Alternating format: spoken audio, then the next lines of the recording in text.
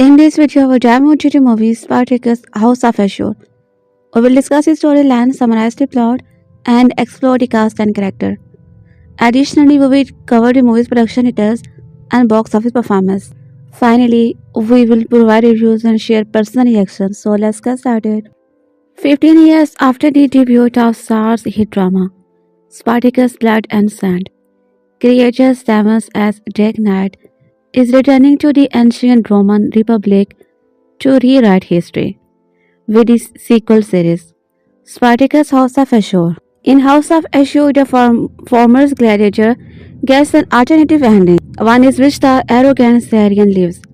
Instead of being killed, Ashur takes Spartacus' life, and is consequently rewarded for his trickery by the Roman Empire. A spectral tale wrapped in violence and erotism. This new series follows a man desperate to hold into his newfound elite state while embarking on a quest for honor and glory. The 10 episodes first season, critics received 5 for review, opens in a dream sequences instead of meeting his demise. Ashur turns against Spartacus to await the Roman soldier for his effort. He has been given his own gladiator house and the patronage of his former master. Ashur is delighted with his newfound standing, which include a company of his body slave Hera and Messiah, as well as goddess. The doctor is charged for training his gladiator. He is still the laughing stock among the elite, who accuse him of stabbing Spartacus in the back like a coward. There is much to be gained for all under the banner of the house of Ashur. Should it actually extend? Ashur's gladiator, especially the ambitious Targon and goddess, are eager to bask in a notoriety. Riches and freedoms are champion status would bring them. Unfortunately, Ashur's idea to achieve this goal infuriates everyone. When the recent champion is in the arena, Ashur and Chorus head to dogs where the Izard are held, looking for potential new fighter. There Ashur finds himself distracted by a clean woman getting the best of the god, mesmerized by her agility and fearsomeness. Ashur purchases her, renaming her and forcing Chorus. Much to his horror, to train her as a gladiatrix is a role that Achilles is neither mentally nor physically prepared for. Like its predecessor Spartacus, House of Ashur is absolutely bursting with sex and violence. These themes are so embodied in the series that it functions as plot point in their own right. The amount of sex and nudity depicted will undoubtedly leave the most liberal-minded viewer blushing. Inside and outside of the gladiators arena, DeKnight highlight how brutal and violent this world truly is. From slight throat to crushed skull and dismembered soldier, human organ and guts are constantly on display here.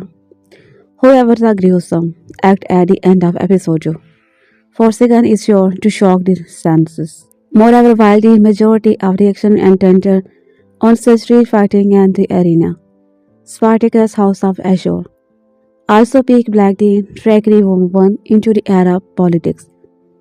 Ashur is presently driving everyone standing in Cupia, is precious and likely to change at any moment.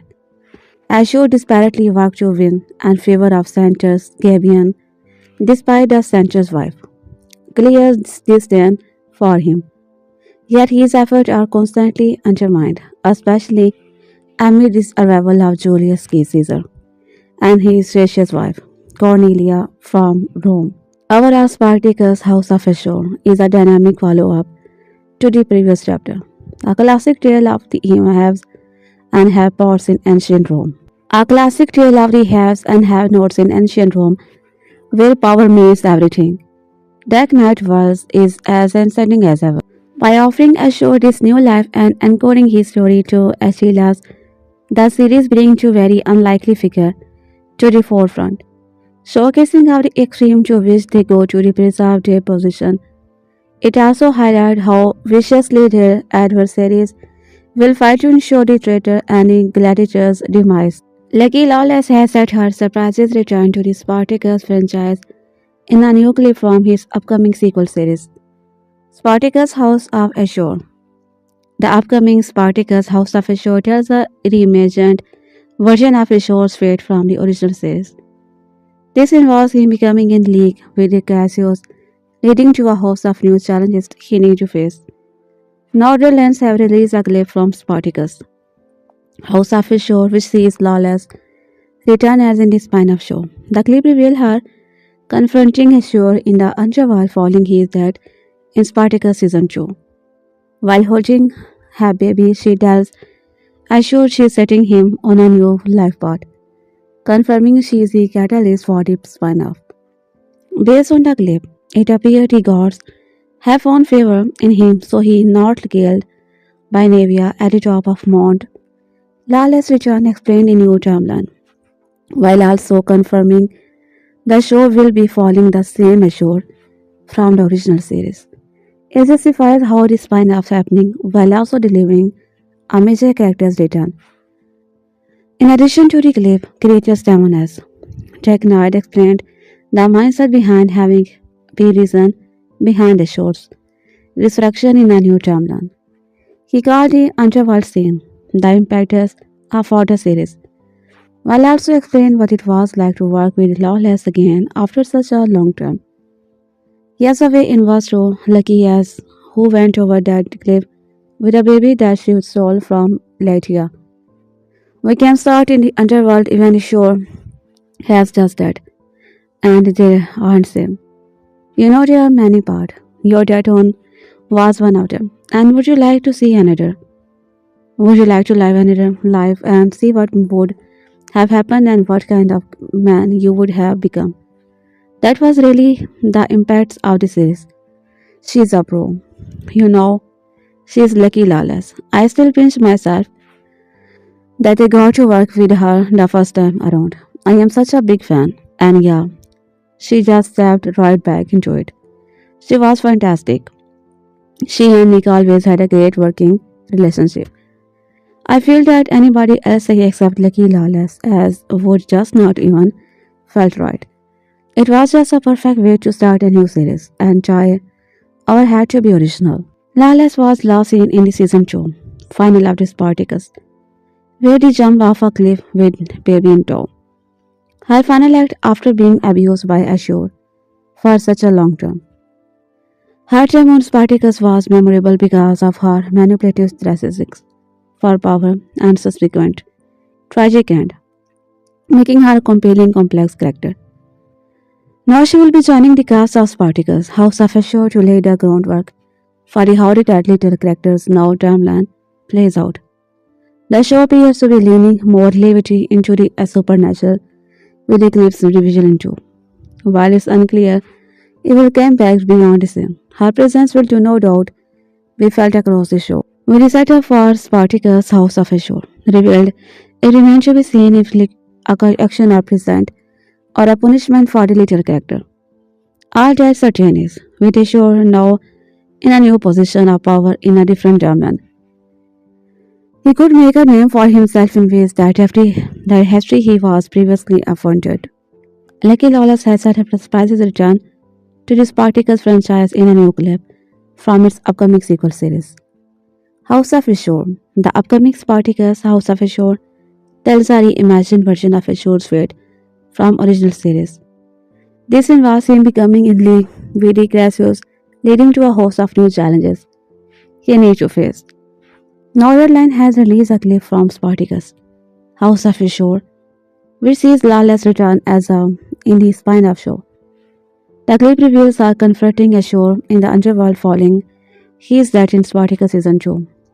While holding baby, she tells Ashur she is getting him on a new life path, confirming she is the catalyst for the spin-off.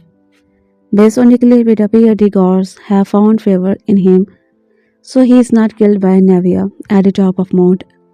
Lawless return explained in new timeline, while also confirming the show will be following the same Ashur from the original series. It justifies how this spin-off is happening while also delivering a major character's return. In addition to the clip, creator Stamanas, DeKnight explained the mindset behind having the reason behind Ashur's distraction in a new timeline. Spartacus House of Ashur premiered in December, leading some viewers to wonder when it's set in the Spartacus timeline and if it's even in the alternate reality of the 2010 series. The original Spartacus premiered on Starz in 2010 and ran for 3 seasons and a mini-series in that time. The Swart and Snabble's historical drama series is inspired by the gladiator who led a major slave uprising in the Roman Republic between 73 and 71 BC in 2023. It was announced that series would be revived, and in December 2025, Spartacus House of Ashur premiered But when is it set? Spartacus' House of Ashur takes place 6 months after Spartacus, War of the Damned, which is the third season of the original show and the end of Spartacus' storyline. At the end of Spartacus, much like in the legendary movie by Stanley Kubrick, Spartacus ends up dead, happily dead a free man. The seas of a power struggles between the Crassus, Caesar, and promptly began to take form at the end of the original series, suggesting that despite its victory over Spartacus, it will only be short-lived. House of Ashur plays with that ending in an interesting way in the new series on Starz.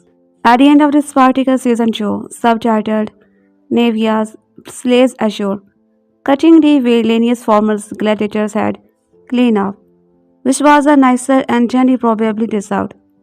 Observant readers will note. However, that will show he is called House of Ashur. So is Ashur back as how is he back? Alternate history. Hijinks House of Ashur makes me one small. Change to Spartacus and despite our world where Ashur survived the event of Spartacus. The 10-episode season follows Ashur as he comes to own the gladiator's goal that he once served under. Considering House of Ashur is set in an altered timeline, you can expect to see some characters you might not have assumed would appear.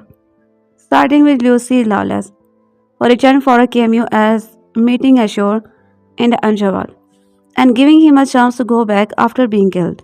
Back in Rome and alive, Ashur made some characters who are new to the series, including Chorus, Agila, and Hilaria.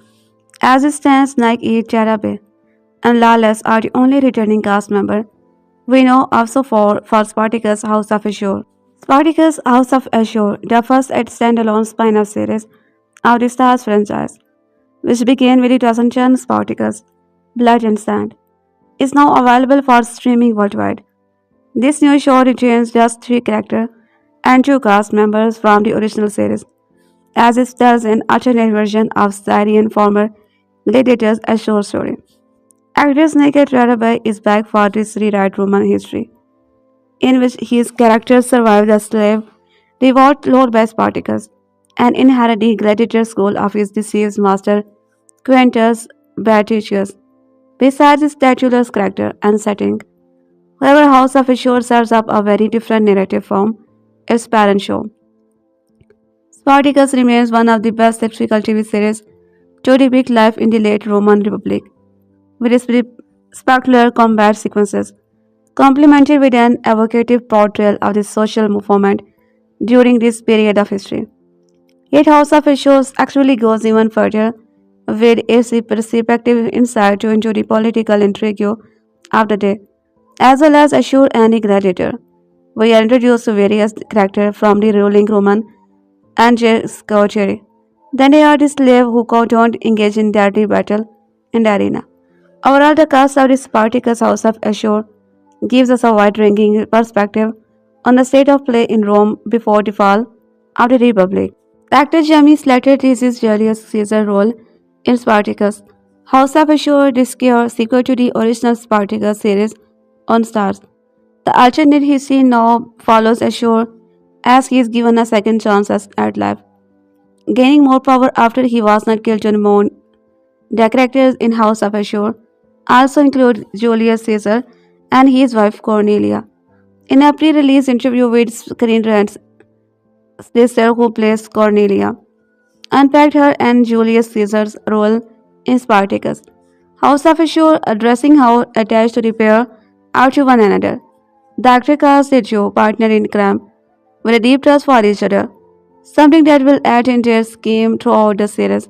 Screen Rant, Caesar and Cornelia seem quite taken with each other, which is nice to see on his show. What can you tell me about their dynamic and how it developed over season 1? Jamie Slater. Yes, political brings and Caesar to tone. They have to colonize Ashur's villa to kick things and get things going into their direction. They are very much in love with each other.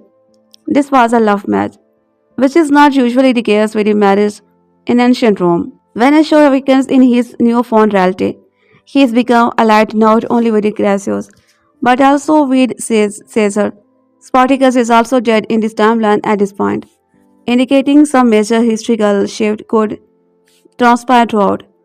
This includes scheming by Caesar and Cornelia to try and take more power for themselves in Rome, potentially upsetting the natural balance of things. By the end of the episode, too, House of Ashur story has not completely focused on how Caesar and Cornelia are going to begin scheming with one another. The most Caesar has done is send a titular house to Apen, removing rotting corpses from the arena. This was done to ensure Ashur know his place at the bottom of Rome's social ladder.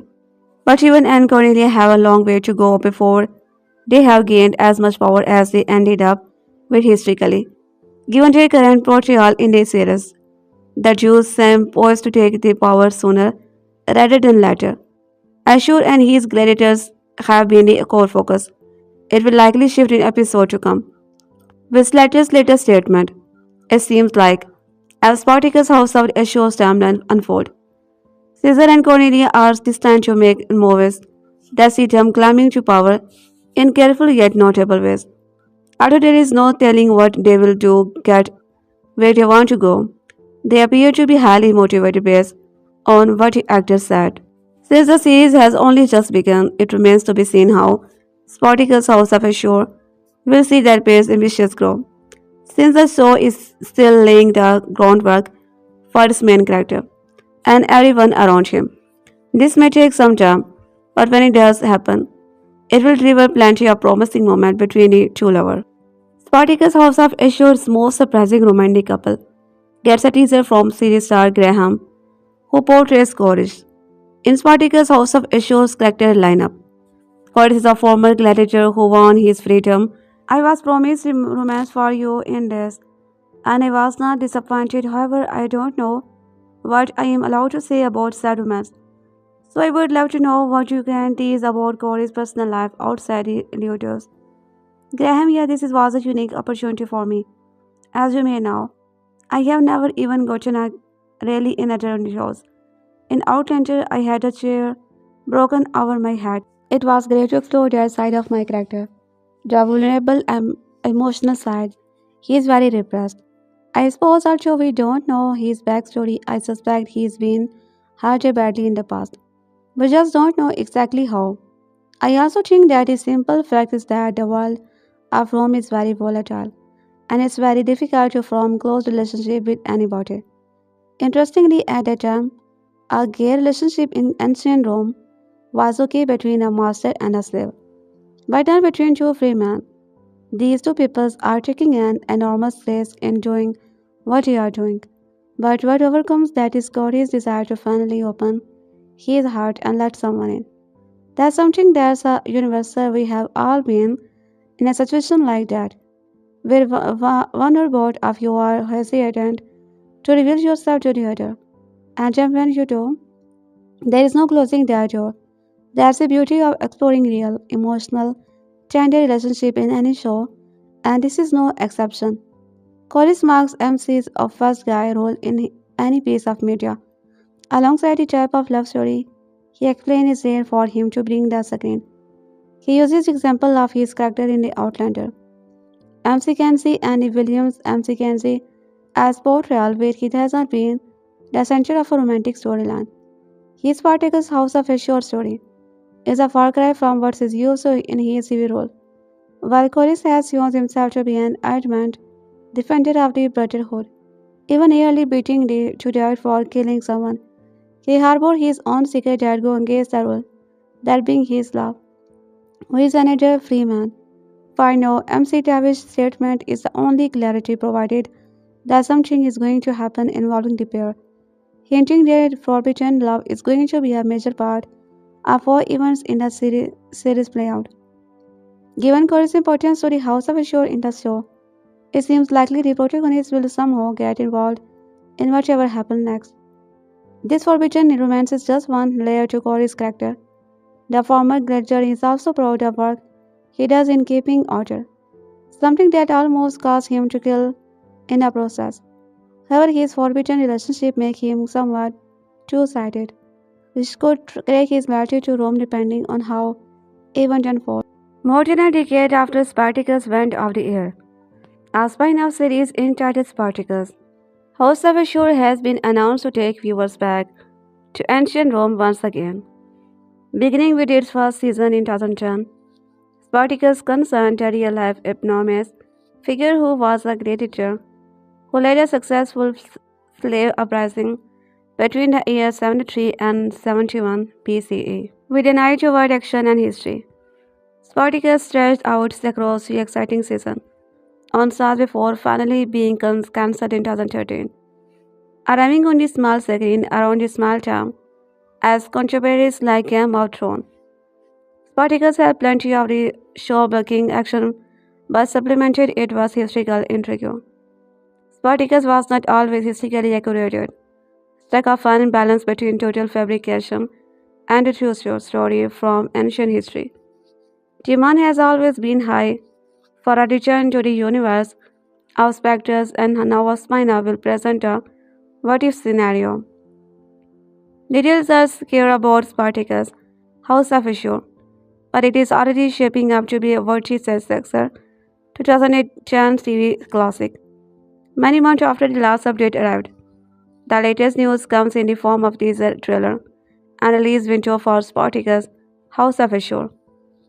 The sub-1-minute teaser reveals us returning Ashur as he returned to the arena in the timeline-changing series, highlighting the show's eroticism and thrilling action. The trailer features several moments of gladiator doing battle in front of a hungry audience. It does not give away much. The trailer does conclude with a reveal that Spartacus House of Ashur is set to arrive on Starz in fall 2025. Sadly, the show on Starz in fall 2025 won't be dropping anytime soon, and the premium cable channel was not able to narrow the release window down to a specific date yet. However, Starz will provide a more detailed synopsis of what's in store when a show returns later in 2025. House of Ashur will be a history-bending, erotic, thrilling roller coaster experience that builds on everything that made the original series a colossal hit. The series poses the question: what if Ashur Nick had not died on Mount Viewer at the end of the Spartacus? And what if he had been gifted the gladiator school once owned by betrayers in return for aiding the Romans in killing Spartacus and putting an end to slave rebellion? It would take until May 2024 for all the details to come out. The revivals of Spartacus was first days back in February 2023. Upon initial announcement, showrunner 7's DeKnight was attached to what was a more straightforward continuation. However, in the intervening year, the project took a different turn and became Spartacus. House of Ashur, it's unclear why so many changes took place, but the series has seen solidified creativity. In January 2025, it was announced that House of Ashur will premiere in fall 2025, but a more specific release date is still elusive. The first name attached to the upcoming spin-off Spartacus was original series actor Nick, who returned as the villain's Ashur. The gladiators originally met his doom on the slope of the Mount Vesuvius when he was dispatched by him before he could betray that slave uprising and earn a hefty reward from Roman government. However, Spartacus, a source of Ashur, is giving viewer an alternate timeline where Ashur was successful. It is unclear which other characters could return, and no other returning cast members have been announced yet. However, Starz has already disclosed the rest of the main cast of House of Ashur, and veteran character actor Graham is joining the show as Ashur's doctor goddess. Ivana and Jamika will play Mesha and Hilara, respectively Ashur's household slave who are engaged in a love triangle with their master. Rival gladiators Satyrs and Tracron will oppose Ashur, while Chenika Davis will play the female gladiator. A house with the best gladiators is no different from one without any of it. They never get the opportunity to showcase their talent and hopefully not get killed in the arena. Training excellent gladiator is one piece of puzzle. A piece Ashur has been looking for and appear to have found in Achelia. He has never been one to leave his swear to his god, with his common refrain being fuck the god. But in Spartacus House of Ashur Season 1 Episode 4, Blood and Bone, the god smiles smile on him after he finds himself in the right place at the right time. This episode differs from the predecessor in that it does not focus on the Rome's. Instead, it explores the relationship between these characters and brings to light some of the dynamics that have eluded us for long. For example, it shows Corey's relationship has been atypical of her doctor and Domias as they spar at every chance they get, with no clear winner in sight. I have wondered why they don't go their separate ways until we learn. They value victory in the arena above all else and know they are each other's parts of vision. If constant bickering is a price to be paid, then they will gladly pay it. However, their sparing is subdued in this hour as Corey discovers from his near death attack and retreat to be confirmed of his dominance house to hill. War gets around and falls on Peter's ear, who immediately pays a visit. We could all use a man who will drop anything at a slight hint for danger coming our way. This audio is turning out to be the best tip of this show. There has been some manipulation in place of the last couple of the episode, but blood and bone lays intention bear as Peter. Peter has been bleeding his courtship and has been very forward about his desire for goddess. So it's no surprise that he is initiated intimacy after seeking clarification that Chorus does like him.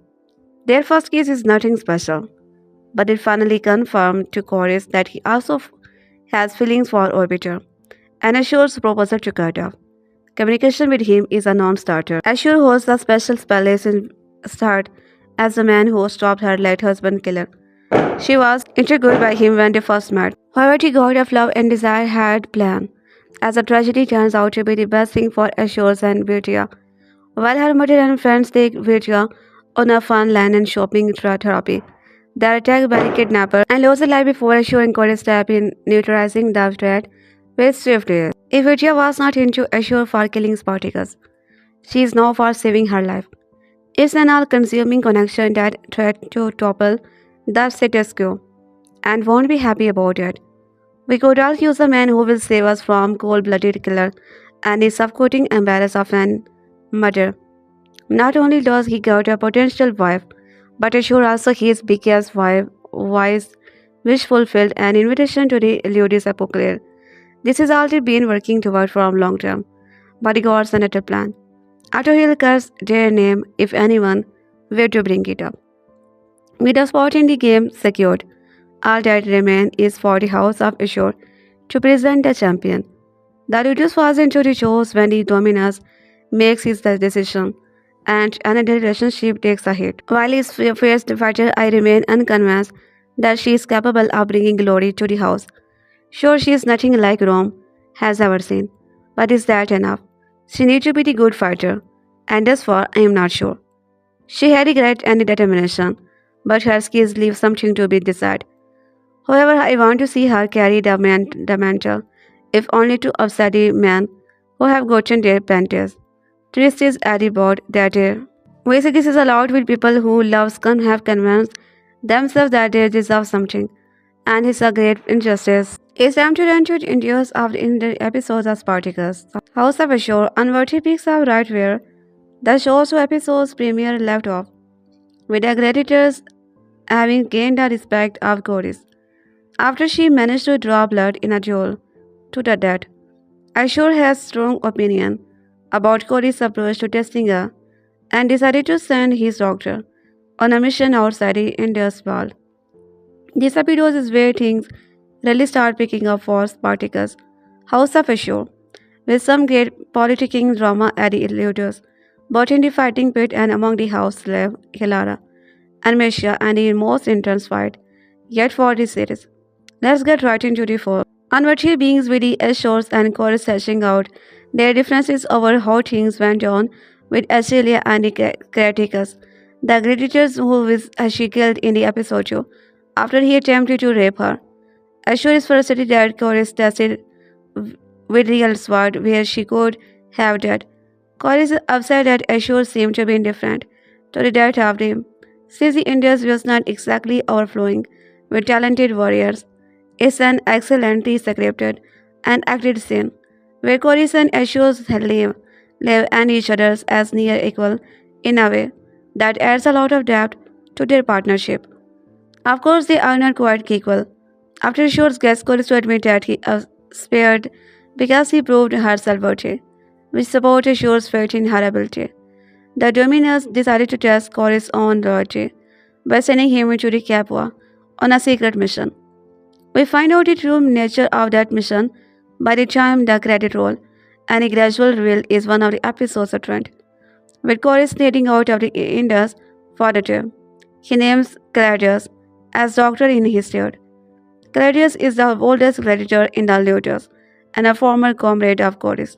He is an interesting character, and we need his time to get a better feel for who he is, as he tried to regain in his headstrong, San Charcon, and quash the growing resentment among the gladiators for the woman fighter training in their midst. While Celerius trains the gladiators, Ashur observes from on high with Ilara and Misha.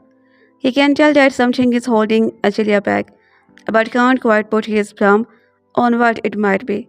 This leads a confession from Hilara that she visited Achelia in her cell and has suspicions that whatever ghosts of power hunt had here tried to do securing on her hand.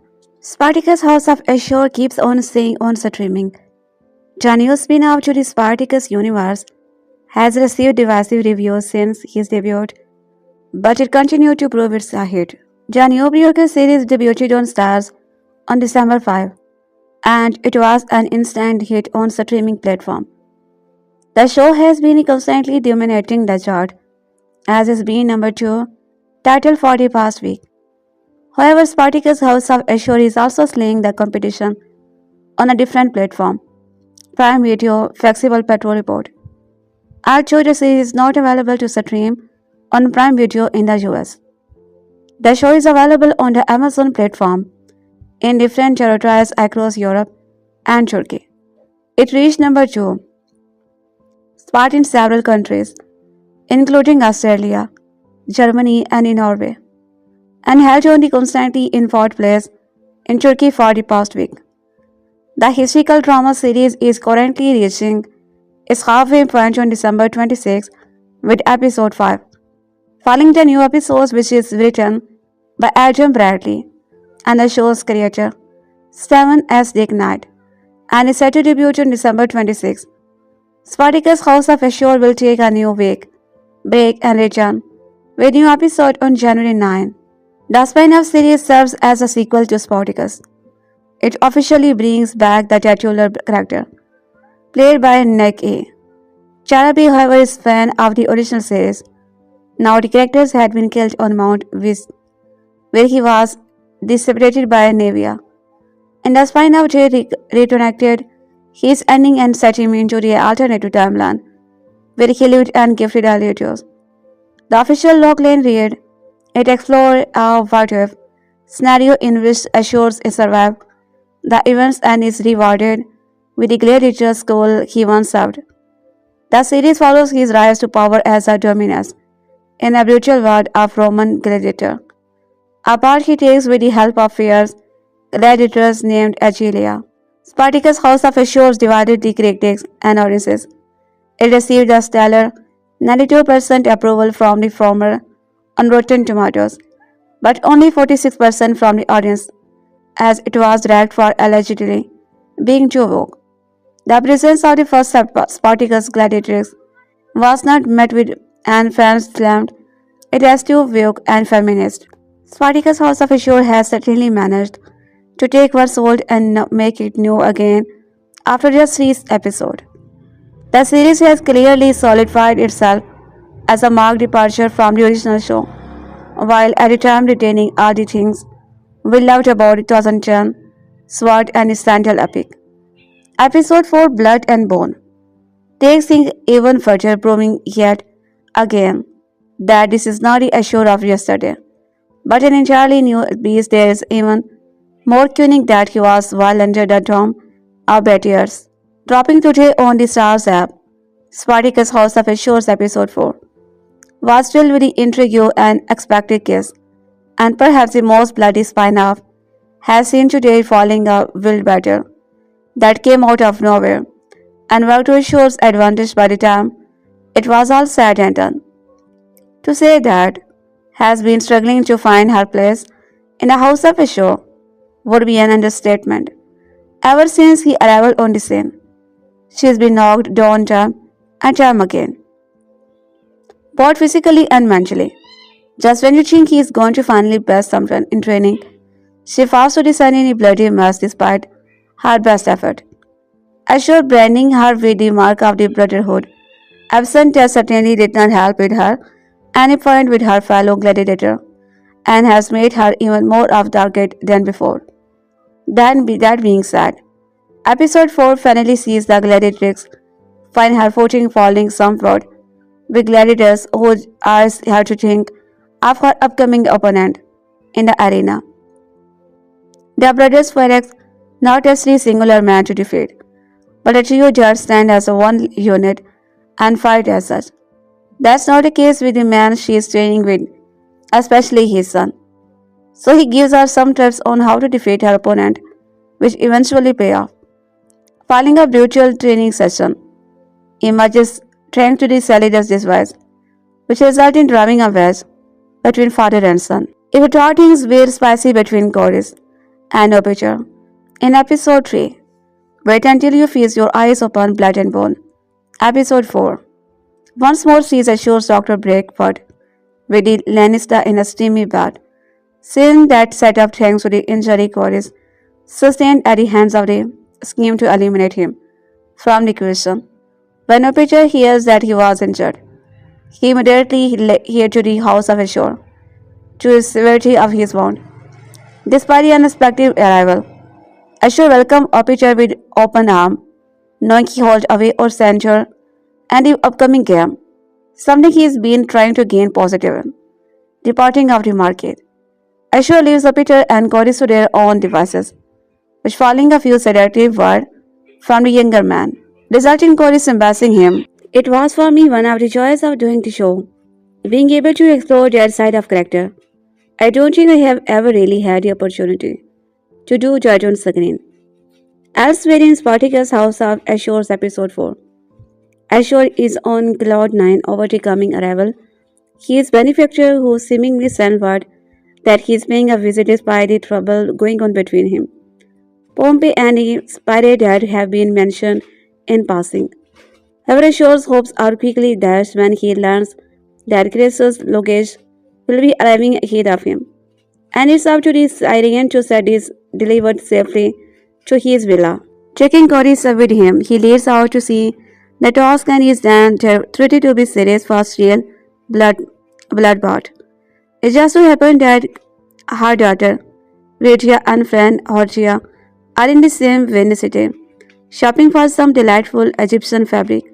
Out of nowhere, is struck down by the aforementioned who attack and separate mother and daughter. While Chorus goes after Corsica, Ashur comes to the rescue of Virgia, following a lengthy battle.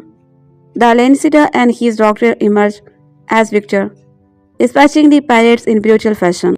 As a reward for their effort, Sancho's grant Ashur is one wish, position in the upcoming games of the. As such, he tells Chorus that there is no more need for him to be in the company of Opeter, which is sure to cause some problems down the road. However, the fire burning within Ashur at such a gift is quickly when it is revealed that is actually Gaius Julius Caesar paying a visit to his villa, and not Gaius. Needless to say, the arrival of Caesar and his wife, Cornelia, is sure to throw a wrench in things next week. How will he react once he learns that Ashur planned to have a woman fight as champion of his house? In fact, what will all Capua think? Will it have the desired effect the Syrian want? Or will it backfire once he steps into this arena with the brothers Ferox? We will have to wait until December 26 to find out. But in the meantime, episode 4 of Spartacus House of Ashur, Blood and Bone, is streaming now on the Starz app. IGN recently hosted a special screening of the first 2 episodes of Spartacus House of Ashur in Los Angeles before 2 episode premiere on December 5. Series creators known as DeKnight and Star Nike. Tarabay were on hand for the event and took part in the Q&A. After the screening where they discussed the series, how it came to be, and what we can look forward to seeing. For those who don't know, Spartacus House of Ashur is an alternate history that returned to the world of Spartacus and follows previous series antagonist Ashur. In this version, he lives through the events on Mount, became owner of the ludus, gladiator training that once owned him when he was an enslaved gladiator. It's been 12 years since the original run of Spartacus ended, and DeKnight said getting to work with Tarabay again and expecting on the groundwork they laid for a show were two of the major reasons he wanted to return for the show. The Ashur characters to me is so intriguing and sad. He is a guy when he first got to as a gladiator. He just wanted to be part of the brotherhood. I always say if Ashur had gotten a hug back then, he would have been a different person. But he was mocked and ridiculous and humiliated, and it turned him bitter. So I love the idea of taking this man and giving him a chance to be a better person. Can he be a better person? Or will his demons keep dragging him down? Tarabay expanded on that, saying that now that his story is told from his perspective, we'll see new face to him what we have not before. In this season, you will see a softer side of Ashur, he said, a loving side, a kind of vulnerable side to Ashur. And because of this, because of his feelings now, he will do things that you won't think that he would do. And that's all I can say about it. Through the original run of Spartacus, Ashur was a character the audiences loved to hate. Now he is a protagonist and given a chance at redemption. But Tarabay is not worried about how the audiences will receive him. My job as an actor is to honor the writing. That's all I do. He said, how you guys will perceive it, that's up to you. I leave that to your imagination. I would not dare to tell you how you should feel or should not feel. Whatever you feel is how you feel. I do my job and the rest is up to the gods. The original of this Spartacus included real history event, but telling this new story that takes place in an alternate timeline has allowed the show to stray from history in a way that DeKnight called very freeing. We have some historical guideposts, but after that, in the first episode, you see Ashur breaking first history by introducing the first female gladiator. DeKnight said, historically that actually come about 80 years later. But now that Ashur is alive, he upset history and that's just the first prequel. There are many more surprises coming. While Spartacus House of Ashur is obviously focused on an existing character, DeKnight made it clear he intended for the show to be approachable for newcomers too. Episode 1 begins with a segment meant to introduce no fan to the show watch. We really wanted that opening to be an homage to the original fans and a primer for the new fan. DeKnight said to really set the world, reset the stage, and then we are just driving not into it and we figure everybody will catch up. The show will debut with a 2-episode premiere on December 5 on Starz and the Starz app, with subsequent episodes airing each Friday afterward. The screening ICN hosted also showed those first 2 episodes, and DeKnight and Tarabay said they are just at the top of the iceberg of what this season has to offer. Seriously, it's a roller coaster. Tarabay said, I always said by the time we get to episode 5 and from 5 to 10, I don't know what he has going on. Really, it's so good. There is a couple of episodes that I truly felt that we are in Greek tragedy. It was so good. And the very last scene of the first season is episode 10. All of you are gonna be like, what the fuck just happened? Did you really go there? I cannot wait. Spartacus House of Ashur is an unrelenting sword and sandals epic virtue of its predecessor, filled with sun-blocked gladiators combat, political plotting and sexual appetite that upbrings a desire for power. The Starz sequel series cuts us sweat through audiences, exceptions, creators, damages.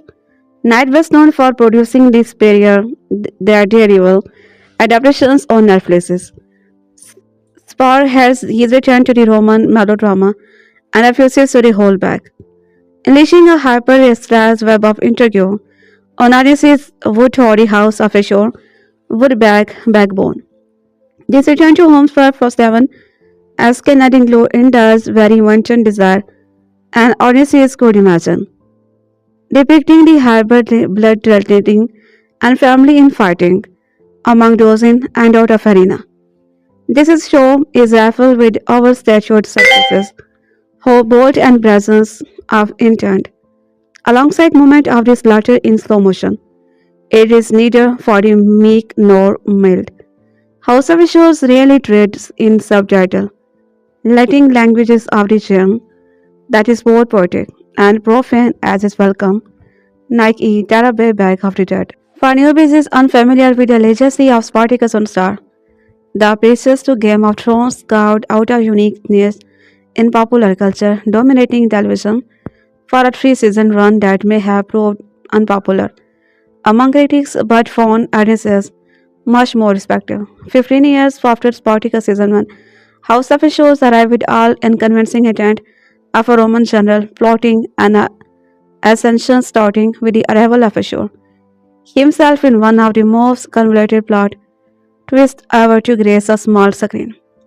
In the role of Ashur's Nikki, Tarabay takes his new lease of his life literally, drawing up plans in the opening episode that new audiences might struggle with. For those going into the series without background knowledge, please hear this word a warning. Motivations, aspiration, and vendors will only become clear after several episodes, leaving audiences with nothing but the snaringly chewing of a show to entertain them initially. However, for those who do to distance Spartacus, House of Ashur offers ample reward. Among these committed examples, there is a distinct sense of one unpunished starting with the headliner Tarabay. It is solid performances prepare the surprising nuance that single-handedly walks a thin line between the vaudeville villainy and caricature. A technique that seems like overacting until audiences realize Spartacus' House of Ashur thrives on this approach. Both beholden to Julius Caesar and everything Rome represent, yet standing apart to establish his own identity. Tarabay performances veer between political pragmatics and subservient subject. In retrospect, Ulysses will realize this is what holds House of Ashur, since he is restructured son of Rome, is both a savvy manipulator of human nature and knows how to work the system from within. For that reason, Ashur represents the most unlikely anti-hero in this example, yet earns it outright by the end. Potentially only the presence of the Graham Scories gives this dominus a run for the memory money when it comes to be claiming that title. Depending on your passion, Graham's MC Travis will later to be familiar to audiences who love the Hobbit trilogy to Netflix's visual adaptation. As an actor, he is an eponymous with quality television shows from House of Dragon to Outlander, making him a perfect fit for the role of Chorus in Spartacus. House of Ashur, right-hand man to be Dominus and trusted ally in time of adversity as both meditator and confident. Chorus is unmatched when it comes to be reading the room for his closest friend. Outwardly masculine in demeanor, Chorus brings a degree of heavy-handed diplomacy to this series and is pivotal in helping Ashur negotiate Roman etiquette. Audiences will quickly become embroiled in the cloak and dagger escaped of this formidable Jew, who curry favor with Roman high society, purely to satisfy ambition, with a cool head and furious fighting skill.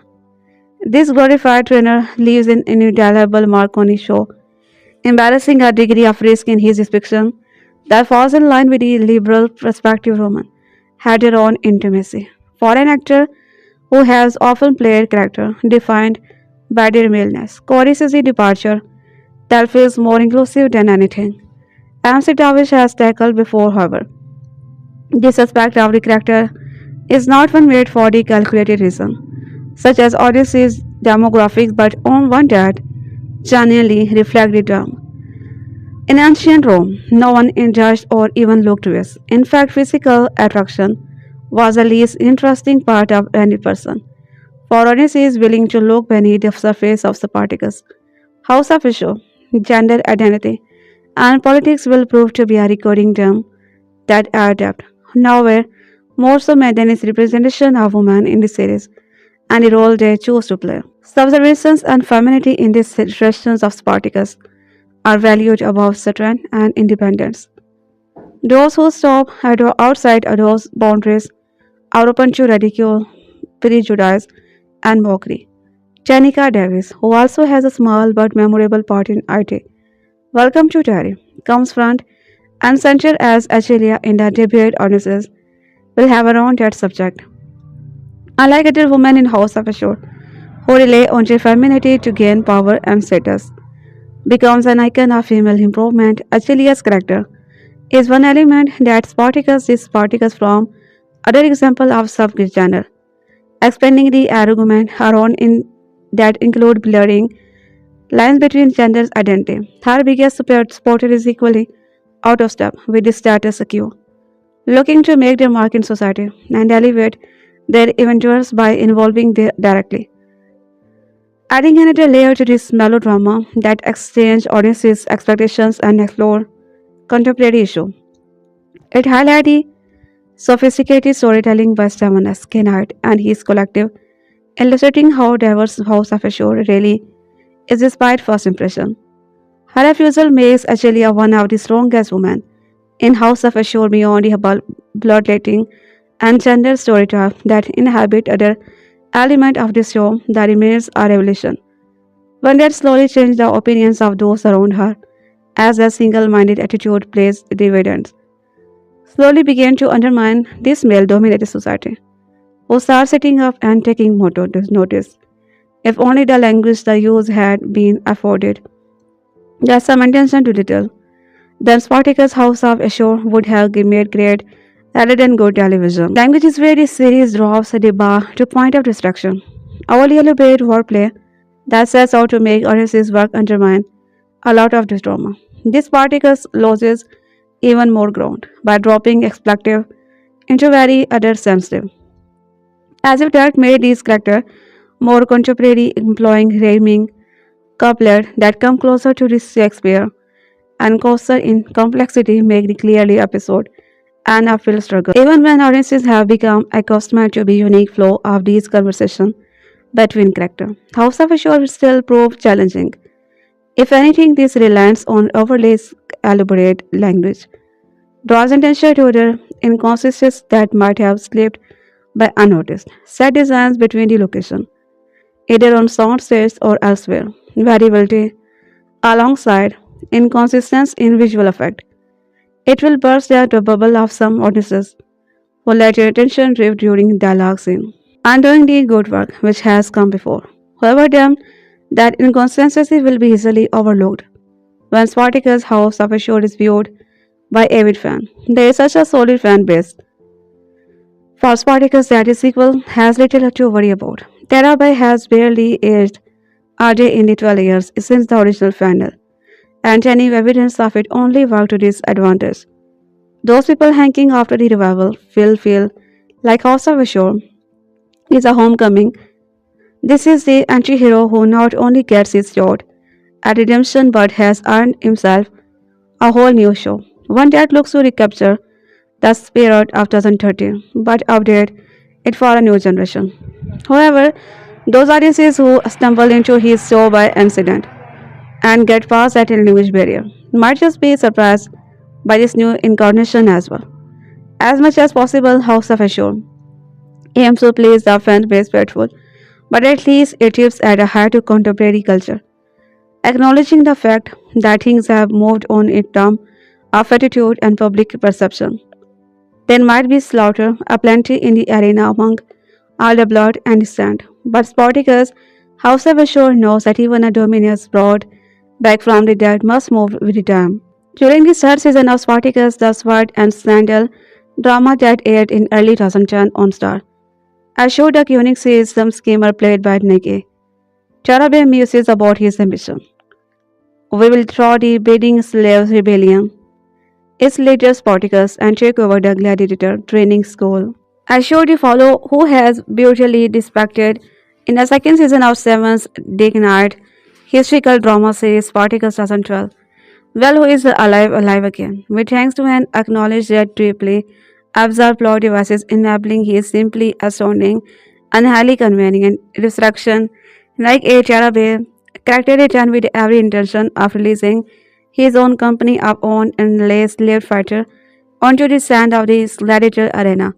His secret weapon, an unknown gladiator's Agelia, who has nothing to lose and everything to prove to earn her freedom. That being said, parallel is hard to conjure in a world where anyone can be brought back into being by Pluto, and he is mad.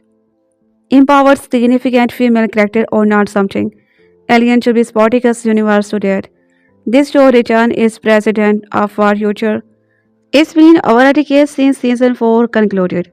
So in today's social economy and current cultural climate, is there still room for a show like Spartacus? The first review for the Rival series in Orion and early reaction suggested that showrunners Davis, DeKnight and the cast have made good in their promise to a long-term fan. Critics say that new Spartacus delivers everything long-term.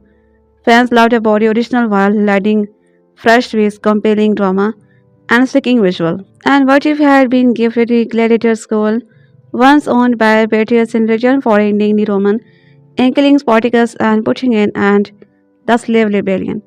Spartacus House of Ashur will consist of 10 episodes. The show does not have an exact release date, yet but Starz has slotted it for a winter 2005 premiere. To be afforded the opportunity to return a decade later to a series you loved is such a rare, wonderfully opportunity said DeKnight via a press statement. I could not be more excited to craft this next chapter in this Spartacus saga with stars long scared and incomparable Nick Tarabay. House of Ashur will be fifth. Spartacus says Falling 2010 Spartacus, Blood and Sand. The 2011 prequel series Spartacus, Gods of the Arena. 2012 Spartacus and 2013 Spartacus, War of the Damned. Joining among the cast are. There are also rumors that a couple of Spartacus franchise veterans might make a couple of surprises appearances. It's been a long 12 years since the bloodiest, sexiest show on television's last aired. Seven as DeKnight Spartacus, loosely based on the historical gladiator turned rebel who come to be challenged Rome, set itself apart from its realistically bloody, high-octane combat, open parade of the genders exclusively sexuality, and provocative focus on the politics of the arena, running for 4 seasons between 2010 and 2013. The series was hit off as for Starz and has retained a strong reputation with fans ever since in final bow. Here we are. However, in the era of thinking daily about the Roman Empire, also I'm told I'm more of an empire head myself. And there is still one big question of fans' mind. How can Spartacus be respectfully brought back when the Daedalus rebel has that? Simple and magical history altering reactor with its premiere this week. Spartacus House of Ashur broadly moves the franchise forward with a fresh, unflinching series that mostly capture what made the original great. Spartacus House of Ashur began with one of the most substantial return in the TV history. What if Ashur's Nick Tarabay had not been had beheaded and instead he survived to be the man who killed Spartacus and stopped the rebellion? In ancient Rome full of magical and figures god, anything is possible. Had a turncoat gladiator's fate changed in the afterlife. With the show's not a man who delivered the final blow to the Spartacus and saved the Roman allied. For his effort, Ashur is promoted to be dominus of his own house, navigating the political perils of Rome while leading the gladiators to complete the arena. Besides political positioning and betrayal, Ashur finds gladiators Agelia, controversially dropping her to lead his scatter of gladiators in hope that a fierce warrior woman will win crowd and elevate his fortune. Stakes only mount when Ashur draws the attention of none other than Julius Caesar and himself. Spartacus House of Ashur can't really be the anti-adoration series that its rebellious progenitor was. Given that it's based around the man who killed Spartacus, these are nonetheless remain a slide in the sequel, as Ashur seeks to claw his way upward in a Rome built for established families. Spartacus House of Ashur is very much doing its very thing versus entertaining one. Series lead Nick Tarabay gives complexity and a strong charismatic presence in his return as a titular character. Now commanding gladiators Paul instead of struggling to survive within while the story's political struggle for honor are capable, balanced against more action heavy element. Within the show existence assemble. Tanika Davidstein as Spartacus House of Ashur, only female gladiator. Constantly beset by follow competent who wish to see her downfall. The actresses deliver both the character's emotional complexity and her penchant for angry combat well, and Achilia one expands and grows as a show progress. The lifeblood of the sequel series. Here is Graham M. Sitavich as Goris, a seasoned gladiator turned trainer who becomes roped into Ashur's ambitious but finds emotional connection at all his own. He is grizzled and capable, but MC Tavish as brilliant. Subtle layer to the characters throughout. While the show primarily revolves around Ashur's political ambition and mechanism, it's Corus who truly evolves as the story progresses. These within the 5 episodes made available for review. Spartacus House of Ashur also boasts a universally realistic blood and gore, not a strong fit for the more sequential of TV viewer. And anyone looking for instant combat should be satisfied, but a few technical elements, particularly early on, don't always work. One or early training sequences include combat that feels a little too slow to be authentic, even for training resulting in fight that feels more telegraphed and closer to stage combat than it should. It would also be desirable for the series to offer a few more open air scenes to give a scene of Rome scale. Since the season so far spent a lot of time in close squad, minor technical quibbles aside, most of the combat feels authentic and brutal.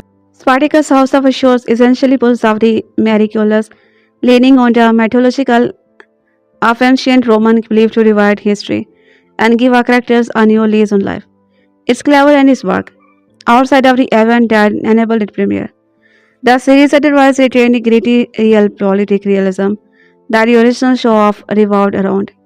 House of Ashur also largely returned to the original series shape, showcase of the ancient Roman idea, parodying the empire's ban-free culture alongside an unflinching gorge as violence.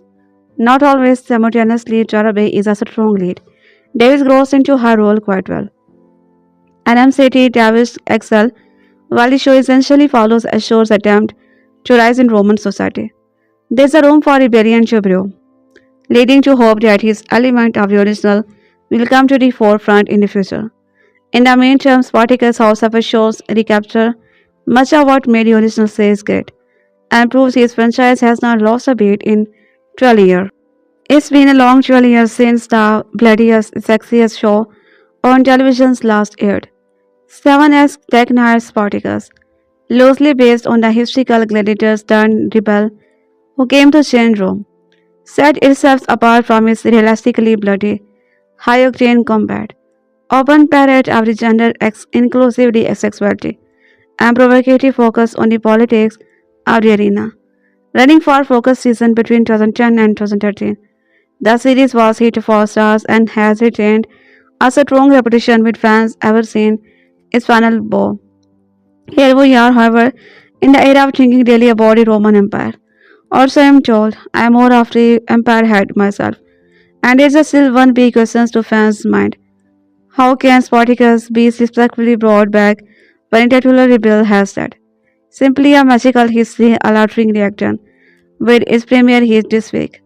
Spartacus also assured broadly moves the franchise forward with a fresh, unflinching series that mostly capture what made the original great. Spartacus House of Ashur began with one of the most substantial return in TV history. What if Ashur had not been beheaded and his seed survived to be the man who killed Spartacus and stopped the rebellion?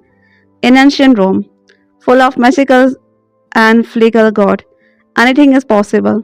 Here, the turn god gladiators fate changes in the afterlife. With Ashur now the man who delivered the final blow to the Spartacus and saved the Roman elite. For his effort, Ashur is promoted to be the dominus of his own house, navigating the political perils of Rome while reading the gladiator to be compete in the arena. Besides political positioning and betrayal, Ashur finds gladiators Agilia, controversially trapping her to lead his cadre of gladiators in hope that a fierce very woman will win the crowd and elevate his fortune. Stakes only mount when Ashur draw the attention of none other than the Julius Caesar himself.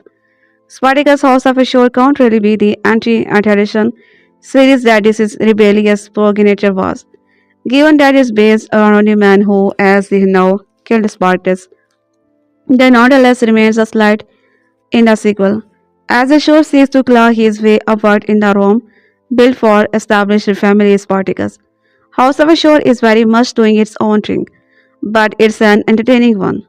Series lead Nick Tarabay gives complexity and a strong, charismatic presence in his return as a titular character, now commanding a gladiator's pool instead of struggling to survive within one. While the story's political struggle for honor are capable balance against more action-heavy elements. Within the show, 6 inches assembles Thenica devastates as Spartacus, House of Assure's only female gladiator, constantly blessed by a fellow combatant who wished to see her downfall. The actress delivers body characters, emotional complexity, and her penchant for angry combat well. As Achilles expanded and grows as Assure's progresses. The lifeblood of the sequel says, here is Graham and Sitavish as chorus. A seasoned gladiator turned trainer who becomes roped into Assure's ambitious but finds emotional connection all his own. He is graceful and capable, but MC Davish as brilliant. Subtle layers to the characters throughout. While the show primarily revolves around Ashore's political ambition and machination, its chorus truly evolves as the story progresses, as leads within the 5 episodes made available for review. Spartacus' House of Ashur also boasts a universally elastic blood and gore, not a strong fit for the more TV viewer. One early training sequences include a combat that feels a little too slow to be authentic, even for training resulting in a fight that feels more telegraphed and closer to staged combat than it should. It would also be desirable for the series is to offer a few more open-air scenes to give a scene of Rome scale, since the season so far spends a lot of time in close quarter. Minor technical quips aside, most of the combat feels authentic and brutal, and the effects department makes combat injuries look shockingly realistic, only adding to the scene of danger in the arena. Spartacus' House of Ashes essentially pulls off a miraculous, leaning on the mythological of ancient Roman belief to rewrite history and gives a character a new lease on life. It's clever and its work. Outside of the event that enable its premises, the series otherwise retained the gritty, real politic realism that the original show often revolved around. Spartacus' House of Ashur also largely retained the original series deep showcases of the ancient Roman IT, parodying the empire's cultures alongside an unflinching of orgy of sex and violence. Tarabay is a strong lead. Davis grows into her role quite well, and MC Davis excel, while the show essentially follows Ashur's attempt to rise in the Roman society. The Spartacus saga holds a special place in my heart. It's one of the stories that introduced me to power of storytelling and showed just how much television can accomplish. Up to that point, I was obsessed with network show, but my deep dive into the Spartacus was like riding a sports bike after years on a bicycle with training wheel. I circle back every couple of years for comfort, and there is always something to discover. I have probably rewatched it for 5 times. The scale of the narrative romance, gore, action, and language took over my entire being, and for a while I spoke in Spartacus. No one in the whole wide world was happier than I was. He lacked honor, moral, and respect. He was a murderer, thief, cheater, and rapist, worse than the enslavers of Rome. Stamonas' DeKnight decision to base his show on Ashur was a choice. The man has no redeeming quality, and even when the oracle bring him back to the alternate life, he has not changed. But Ashur's moral bankruptness would not have been too evident if Spartacus and his people had not existed. They represented the absolute godness that sent him even in the face of great challenge. The preceding installment of this saga landed harder because they had a clear direction in mind, and slavery in all its forms across the land. It was an easy message to get behind because slavery is the biggest system in human history, and that seeing something for a species is capable of doing anything to each other and our environment. This righteous cause Spartacus was willing to lay his life for is what house of Ashur Lake. In its place is built a blinding aspiration of man, loyal to nothing but coin and power. But for all shortcomings, getting that coin is valid goal, especially with a character like Ashur. We know there is something beneath him, he will do anything for more coin and power. We last saw this burning desire to succeed in, but he had limit. Ashur's character is the love child of Spartacus that steadfast, addiction and unequenced thirst. Pulls a neat stick to bring the character back to life, offers him an opportunity in the underworld to the expensive what else could have been. And suddenly history has played out differently.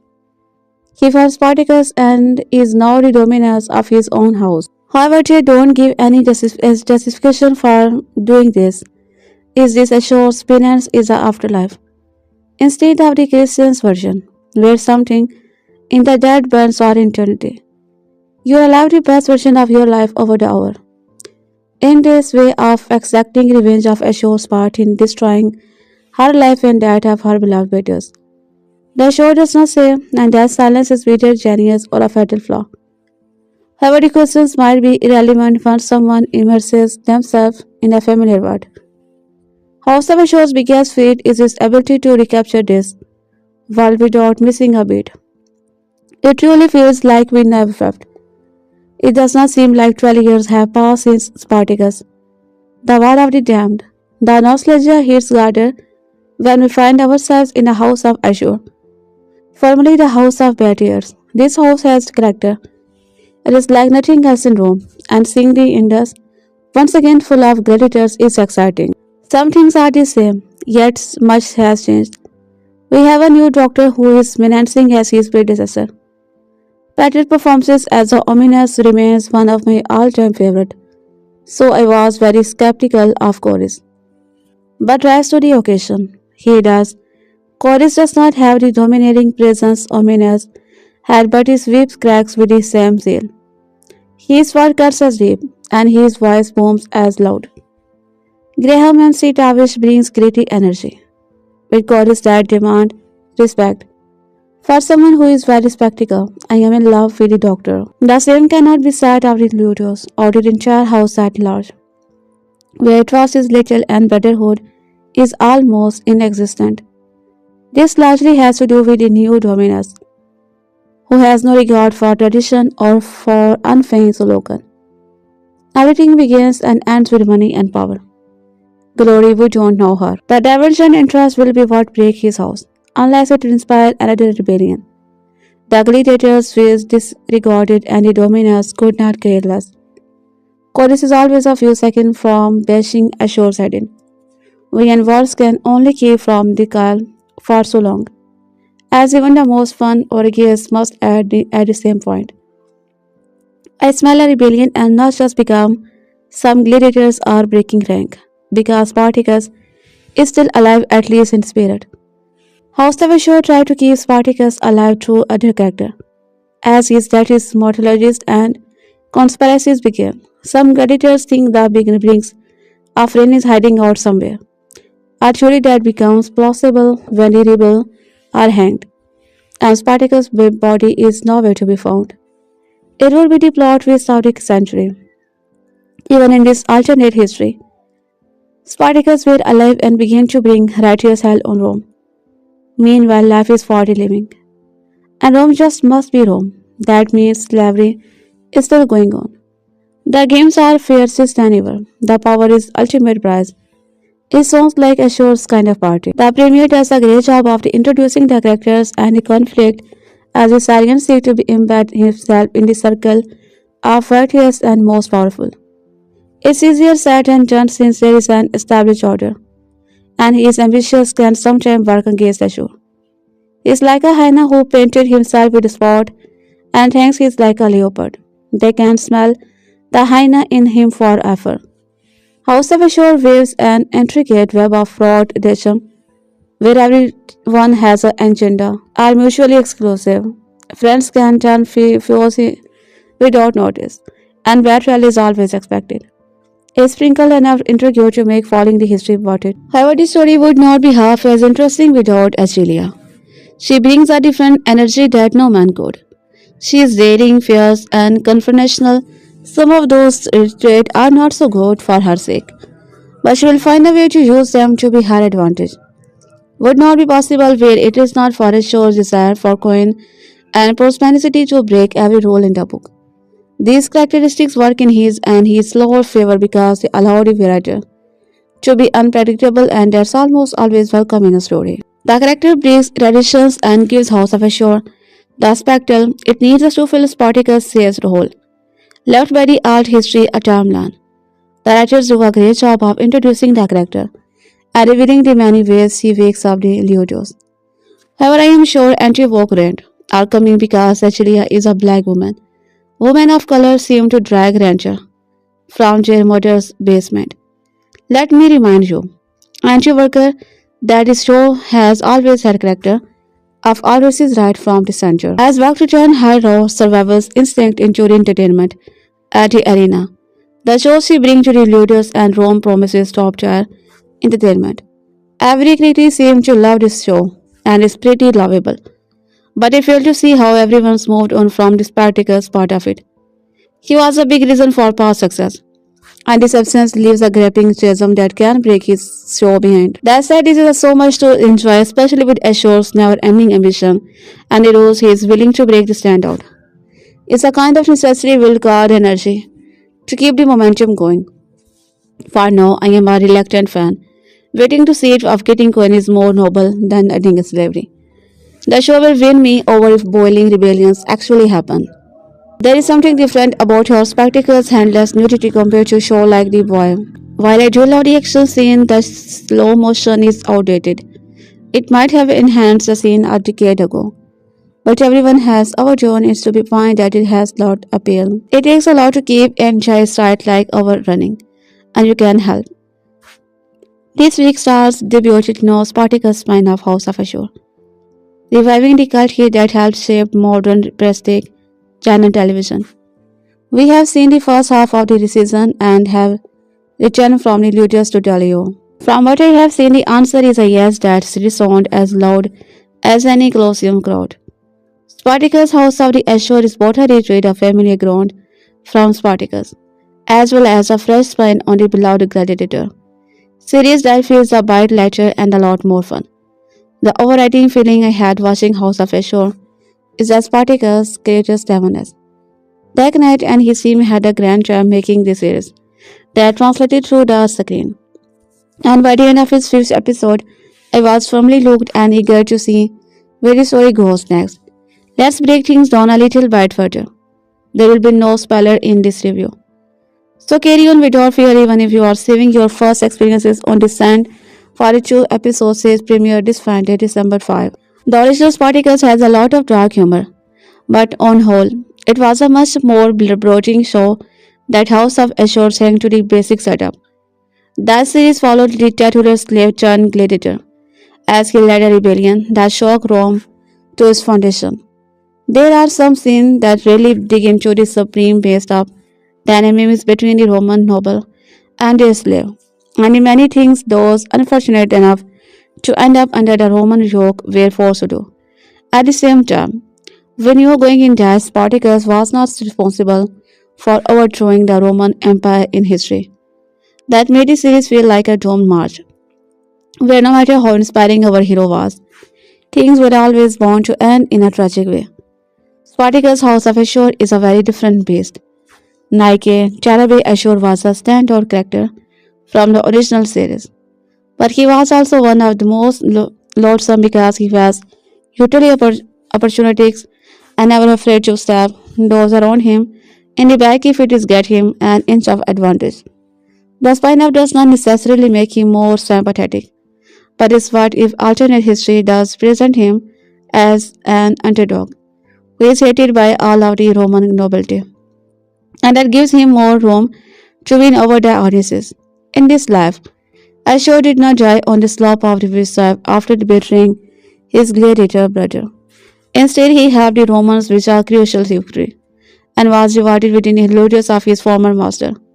Tarabay is good as ever at reporting Ashur, perhaps even better than the original show thanks to the opportunities presented by the spawn of slightly lighter tone. Don't let this fact that Spartacus' House of Ashur is a little funnier than the original make you think it's all fun and games. There's definitely a feeling that Ashur is moving toward the darker time. I hate that he premiered the episode as this is bloody as hell, with some truly gruesome kills that are unlike I have seen on TV. The main of Spartacus has always felt like it was to make the gladiators better, as statistically as possible, and House of Ashur reveals in his talent. It's a blast to watch. The threat level gradually ramps up toward the show as well. It is a welcome counterbalance. One jewel is particularly reminded me of my personal favorite from the original Spartacus. The blindfolded fighting the gods of the arena.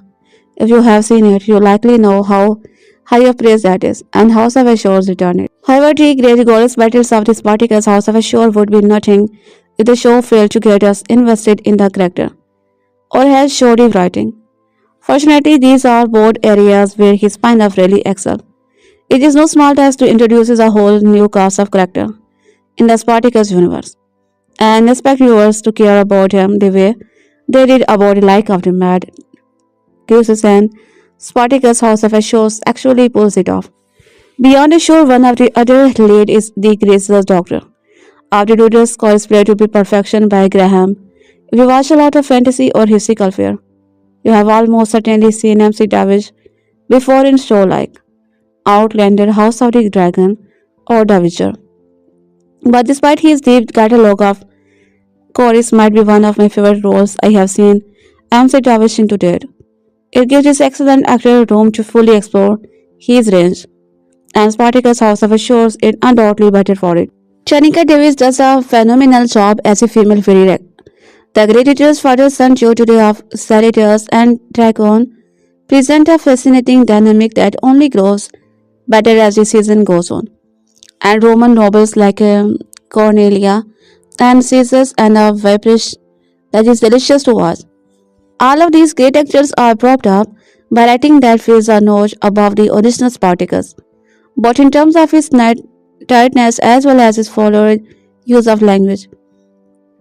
Spartacus House of Ashur almost feels, at times, like watching a Shakespearean play, until someone drops a sudden expletive, the comedic things of which is shockingly consistent throughout. Those are a few of the main highlights that stood out to me for Spartacus House of Ashur. Of course, there are other. The costuming is lush, the setting gorgeous to look at, and the score sweeping enough to put you right back in the ludus despite the fact that it's been more than a decade since Spartacus was last on Star. The plot has many twists and turns, and while it does take a little while to get some proper steam behind it, the build-up is good enough that it was always extremely entertained. The main drawback this series has is it if you don't like the pulpy style of Spartacus where blood fountain out of the dismembered body part and in here as Orge is only a halfway tracking shot away. You will not like this show, but if you remember Spartacus fondly or have always been curious about Starz hate Roman historical saga, then Spartacus House of Ashur is a highly entertaining watch that is very much worth the time. Spartacus House of Ashur is fitting revival spin-off, which leaves the original show intact while bringing viewers on an interesting alternate story set in the same world. There is a feeling that this is a production that has been honed as keenly as any blade in the lotus, as the writing, the action, acting, costuming, and virtually every other production element exude a sense of craft that include that absolutely over-the-top nudity and violence. If Spartacus House of Ashur wants to shock you, you can be sure that it is going to do it is exactly the way it intended, and it will pull it off. It's fun watch that I am eager to give a second go as the series airs on Starz over the next few months. History due to rewrite itself when the once defeated Ashur is resurrected and he returned as Dominus, the master of his own house, determined to rescue his rightful place among the elite. Ashur introduces the first gladiators to the arena, sparking a chain reaction of events unforeseen. It's been more than a decade since Odysseus felt the sting of blade and sent as only seventh DeKnight Spartacus can deliver. Fortunately, those of the staff for Shakespeare's drama amidst the arena are in luck. Spartacus' House of Ashur is here, and it feels like it doesn't turn again in the best way possible. While on the surface, Spartacus' House of Ashur appear to be another blood-soaked arena drama with enough skin and depth to make us jealous. I promise you, it's much more than that. Where the show excels is giving mature audiences they want, with realistic core, full frontal nudity, and plenty of wine. House of Ashur offers more, presenting a dual tale of overcoming adversity, racism, and the corruption of power. At House of Ashur's heart is Ashur's sneak Tarabay, the slayer of Spartacus and dominus of his own house, complete with little titleless talk of glory-hungry gladiator and enough drama to fill every seat in the hallowed arena. Tarabay plays Ashur with the passion that is sure to be noticed by the gods as an actor's theatrical background shines through in his character's every lyrical word and decisive action. The show offers much more than Tarabay's stellar was seen during performances he is reason to tune in. Sealing the show alongside Tarabay is a mildly bearded Graham's MC Davis, who plays Corey's Ashur's Doctor, a stoic man of strategy who trains and manages the gladiators of the House of Ashur. By far my favorite character on this show, MC Tavish explored his range by playing a queer, varied tone between his heart desire and remaining a respected man of the community that does not care for his preferences. When is not kicking absent on the training ground, he spends much of his time with the operator, an influential player in the arena games, an object of Corey's repressed affection. Every scene MC Tavish and Gibson share is electric. Their relationship is by far my favorite to watch develop in the show, as their commitment to passion, sincerity, and intrigue is unmatched. Watch for the hot tube scene. You will know what it means jail is. If there is another player who deserves her triumph in the spotlight, it's Tanika Davis as Achilia, the gods of death, as history's first gladiatrix. Achilia is a part of history in the making, acquired by Ashur and urged first gladiatrix, acquired by Ashur and urged for the arena. Davis plays Achilia with a factory mostly unseen, given the rarity of gladiatrix content in popular culture. Physically and emotionally, Davis is hypnotic, pulling you toward her side with every near defeat, defiant sacrifices, and dominance asserting finishing move. Do not resist mate Achilia, lest you want to end up on the receiving end of immortal combat like fatality. Plenty of other performances make their way through the blood and dust, including those by Claudia Black, India, Starz Smith, and Jan Hamill. Still, the first 5 episodes of this series offer more than visceral violence and opportunities to create drinking game using the word coke. The show's political intrigue is also delicious, with every bag, LA dealing, and Senate for shakedown having consequences that spread throughout all of Rome. Someone is always scheming, no one is safe, and people move on plan without warning, leaving surprises attack unexpected even to their own audiences. There is one skirmish in unexpected, particular that has such a genre beginning that I audibly gasped and swore in surprise. While I have only seen the first 5 episodes of Spartacus, House of Ashur, I eagerly await by the chance to see the remainder of the season. Between the show's unique dialect, unflinching approach to arena combat, and inclusivity about sex, relationship, and race, House of Ashur is firing on all cylinders so far. 12 years after Spartacus' final, the franchise continued. Starz distributed Spartacus, House of Ashur, which being back the titular character, popular from the franchise. The sword and sandal epic has already enhanced the critics, as it debuted with a perfect score on Rotten Tomato. Created by Stevens S. DeKnight, the show brings Nike, Tarabay back of dead. However, even with a popular character, Spartacus, House of Ashur, has proven to be extremely divisive as the audiences fully disagree with the critics and called out the show for being too woke. The series features 100% approval from the critics out of 10 review.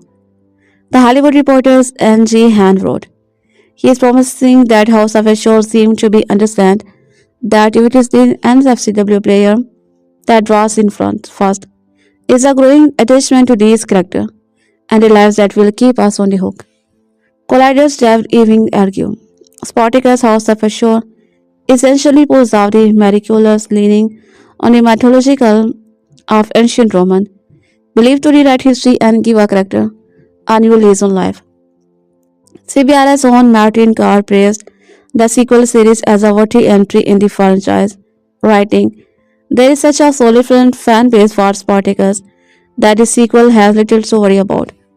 Tarabay has barely aged a day in the 12 years since the original final, and any evidence of this only worked to his advantage. The original series, which consisted of these three seasons, all featured score over 80% from the audiences. Season 1, Blood and Sand, and an exciting 88% Season 2, Spartacus. Vegans featured an 86% approval, while Season 3, Spartacus, War of the Damned, also had an 86% approval. The limited series Spartacus God of the Arena featured a 93% approval score. However, the new entry has a disappointing 45% falling debut. One review write, show is a bore. I gave it a chance because of the original Spartacus show was amazing and here I say was better than the Game of Thrones. So this show was better feared and it just woke me. A different person complained about how the reviews aggregator website deals with the review, claiming that bad reviews are removed as review bombing, claiming it reviewers who obviously have no agenda beyond pushing woke politics give a bad show a good review. That's absolutely fine with RT. And make no mistake, House of Ashur is bad. A different person wrote, Rotten critics don't care about good storytelling, they just like anything that checks a walk box. A different reviews shared a similar sentiment, claiming House of Ashur is horrible woke garbage. Another series that and Anderson Good's acting and in the chase to be most woke and feminist series out. Spartacus House of Ashur debuted with a 2-episode premiere. New episodes air every Friday until its final on January 30, 26. There are moments in television's where the sand shift, the heavens crack open, and audiences are reminded, viscerally furious of the power of mythic storytelling. In the early 2010 Starz, Spartacus was exactly that kind of lightning strike. It was bold. It was dominant. It was unpolitically apathetic with the late Andy Whitefield and successor Lamb leading the charge. The saga of the Trident Rebel burned its way into the pop culture, leaving a trail of blood there and triumph its wake. When Spartacus War of the Champs closed the chapter on this legendary rebellion, many believed the tale was sealed in the annal of television history forever. But the gods apparently had other plan. The curing and creative artistry of series creator Stevens DeKnight the world of Spartacus return, but not as expected, not as a retreat, not as a more resurrection instead. It arrives reborn in a flame and fury as a what-if saga of sickening ambitions. This is Spartacus, House of Ashur, a ruthless new version of the Roman world, and it is without question one of the most baddest and premiers of the year, with blood, descendants, political venom, and a towering character. Transformations, House of Ashur, Right Knight, and the franchise with volcanic fears. The series, the snake who survived, and now for the first time, the serpent became the master. Set after the defeat of Spartacus in the original series, House of Ashur poses the questions. What if Vilnius Syrian had not died on Mount at the end of Spartacus? And what if he had been gifted a gladiator school once owned by in return for aiding the Romans in killing Spartacus and putting an end to slave rebellion? The bloodless decision House of Ashur makes and what instantly elevates it into much-watched territory is its core premise, a divergent timeline where the cunning Syrian slave Ashur seizes a moment of perfect and ends the life of Spartacus himself. In this alternate history, fate is rewritten. Ashur claims victory, and his ambitions does not go rewarded. Elevated by none other than Marcus, Ashur is granted status, wealth, and dominion. Now the Lanceta of the newly christened House of Ashur in Capua. He stands in a position to he never dreamed possible, and must navigate a labyrinth of Roman to keep it. The series wastes no time delving into the supernime politics of Roman elite, where power is an endless feast, and every participant is ready to step through the table. This is where House of Assures electrifies the scene. DeKnight takes everything audiences loved about the original series. Gladiator's spectral moral rapidity, thrills and pivot into a razor-sharp examination of political manipulation, class ambitions, and the taxing pull of power. The rebellion may not be the focus this time, but the war of control is just as fierce. Naked Tarabay has always been one of the great scene stealers of the Spartacus franchise. His Ashur was a masterclass in slamming charisma, a villain so delightfully hateful that you realized every moment he is glittered across the screen. But here elevated to lead, Tarabay with a magnitude that feels like the only natural evolution of everything he's built before. He becomes the underdog, the schemer, the survivor, the master, and in this new story, the unlikely protagonist. Tarabay's performance is rich, layered, deeply cunning, and at times unexpectedly vulnerable. He wields manipulation like a blade, but he also carries the soul of man who has clawed his way out of the dirt his entire life and refuses to fall back into it. Watching him maneuver through Roman salad, outlinking, outplaying, and outslinging everyone in his path is addictive television, pure and simple. This is a character we once loved to hate. Now is devastating twist of narrative genius. We root for him. Chalabi command every second of screen time. He is the pulse of House of Assures and absolute deliver. This new series introduces a House of Bold and Presence character, further expanding the intriguing world of House of Assure. Graham delivers a titan of performances as Corys, the doctor of the House of Ashur, a former champion of the arena John Freeman, who served with honor, grit, and unwavering loyalty.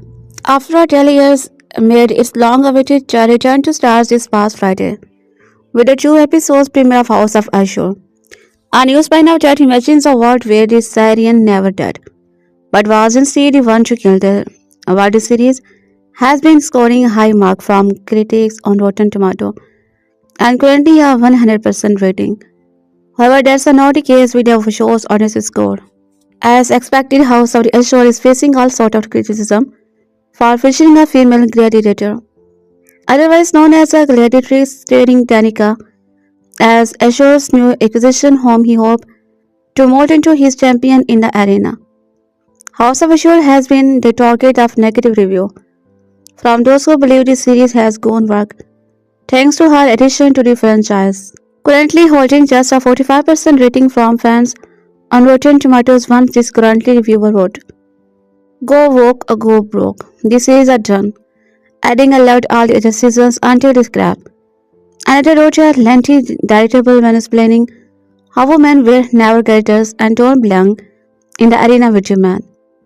Another epic series destroyed by feminist disillusion. To incite a woman as a gladiator is beyond insulting to anyone with any concept of history or reality. Women were never gladiators, they are too weak, too slow, and too small. They would be killed instantly. Nothing has changed. Women have never been Navy SEAL, Delta Force, or any allied combat group because, once again, women are too weak, too slow, and too small. Women have Barbie, showing in a woman gladiators completely divorced from any historical reality. Just reeks of desperation, very words of yet another upset fan. The show itself is irrelevant and will soon fade from memory. Predicting someone else while another that did. It is so bad. Rotten Tomatoes critics don't care about good storytelling. They just like anything that checks a rock box. A black female gladiator that can beat several men. It's a stupid. Countrywide in 2025, it has gotten really boring. All that being said, scattered among the negative review for Spartacus, House of Ashurs on Rotten Tomatoes are the positive comment from those who appreciate what this new series has to offer. And the return of Star Nick as a titulous character, despite how despite he was in the original series, as one fan put it. Despite my dislike of Ashurs as a character in the original story, he is a very well written character so far. I love most of the new character, especially this inclusion of a female gladiator. It's such a new and fresh idea that is bound to be very interesting. Some crowds may not like it, but the original Spartacus also had female barrier. So in that regard, the House of Ashur is only expanding on that aspect. So far seemed to a complex, well-written character, a mixture of pride and guilt and the longing for freedom. I see in her the same fire as the bringer of rain himself. Others have called House of Ashur everything from glorious and action-packed to bolder and better than the original series. Reactions on social media have been much the same, with users praising the new series as incredible. Subscribe to Starz for watch amazing. You continue to have the best character and elastic world building in a highly stirred society. It brought back so many good memories of the jaw-dropping action and characterization of Spartacus Bravo. The first two episodes of Spartacus House of Ashur are streaming now on the Starz app. I look for the remaining 8 to drop every Friday until the season 1. In early 2010, Starz had a hit with the Spartacus franchise because of its copious amount of blood and sex, but mostly because of its creative dialogue. This formula is back in a new series. When we were last saw Ashur's formula slave, gladiators and Memricus, a strong arm to be highest bidder. He was beheaded on Mount Viol. But Starz bring him back to life Spartacus. It does not matter his Starz show from Spartacus, House of Ashur, to Power to Outlander, the cable channel loves to blur the line between the and you get a new legacy series with the Starz franchise that is relentless chapter worthy of the original. The last time we saw Nick at Tarabay Ashur, the former keeper Syrian gladiator stand various henchman he was beheaded by Lucky Lawless. Now this may be hard to follow, as this is not prequel as a sequel, but an alternative imagining, a legacy prequel, or a mythological reboot. The audience gets a fan favorite characters back, seen as slightly new lens. Instead of a show's continuing to rub soldier with his fellow slave, now orders him back for the underworld fully held with his slightest lamp. See him to be realm of living, where he now runs the gladiator training school in the heart of Capua, the very place where he once made a name of himself. So think of this as a Roman, or hell when Whoopi Goldberg got back in the habit. Now Ashur is a brimming with money, influences and power. He enlists Cassius to help finance his project, knowing what it takes to be a victorious gladiator. He knows that he needs. He sees dollar sign when he finds there is a good in stealing role in project like Cabinet of Curiosities and it will come to Jerry. It's magnetic in the role, you can't take your eyes off her hair. Assured in high scores and wager wrapped Silver Fox as the head trainer. This becomes a significant plot point within the series. There is so much and violence in the Spartacus House of Ashur that you have to wonder if creator and showrunner Seven as DeKnight is getting his rocks off to narratives. However, it was embarrassed by Game of Thrones. However, the inspection here is that the entry has no grace between its carnal violence and Sophie's team. Frankly, it feels like it is one after the other. The series is not for the faint of heart. This is not an organ or bone that is not left on the sand-covered floor. The first two episodes will test how much gore the viewer can handle. Of course, this series starts with writing power dynamic. Almost every fantasy series has reached for George A.R.R. Martin. That being said, Spartacus House of Ashur is almost always entertaining. A soap that man and woman will both enjoy, which is why it is seriously worth watching. Even the Roman, theoretic, and Shakespeare-like become integral.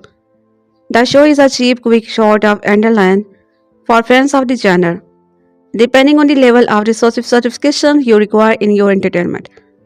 While the series lacks the narrative complexity and production design of its pair, Spartacus is one of my favorite action shows ever. So much so that it inspired one of my book series.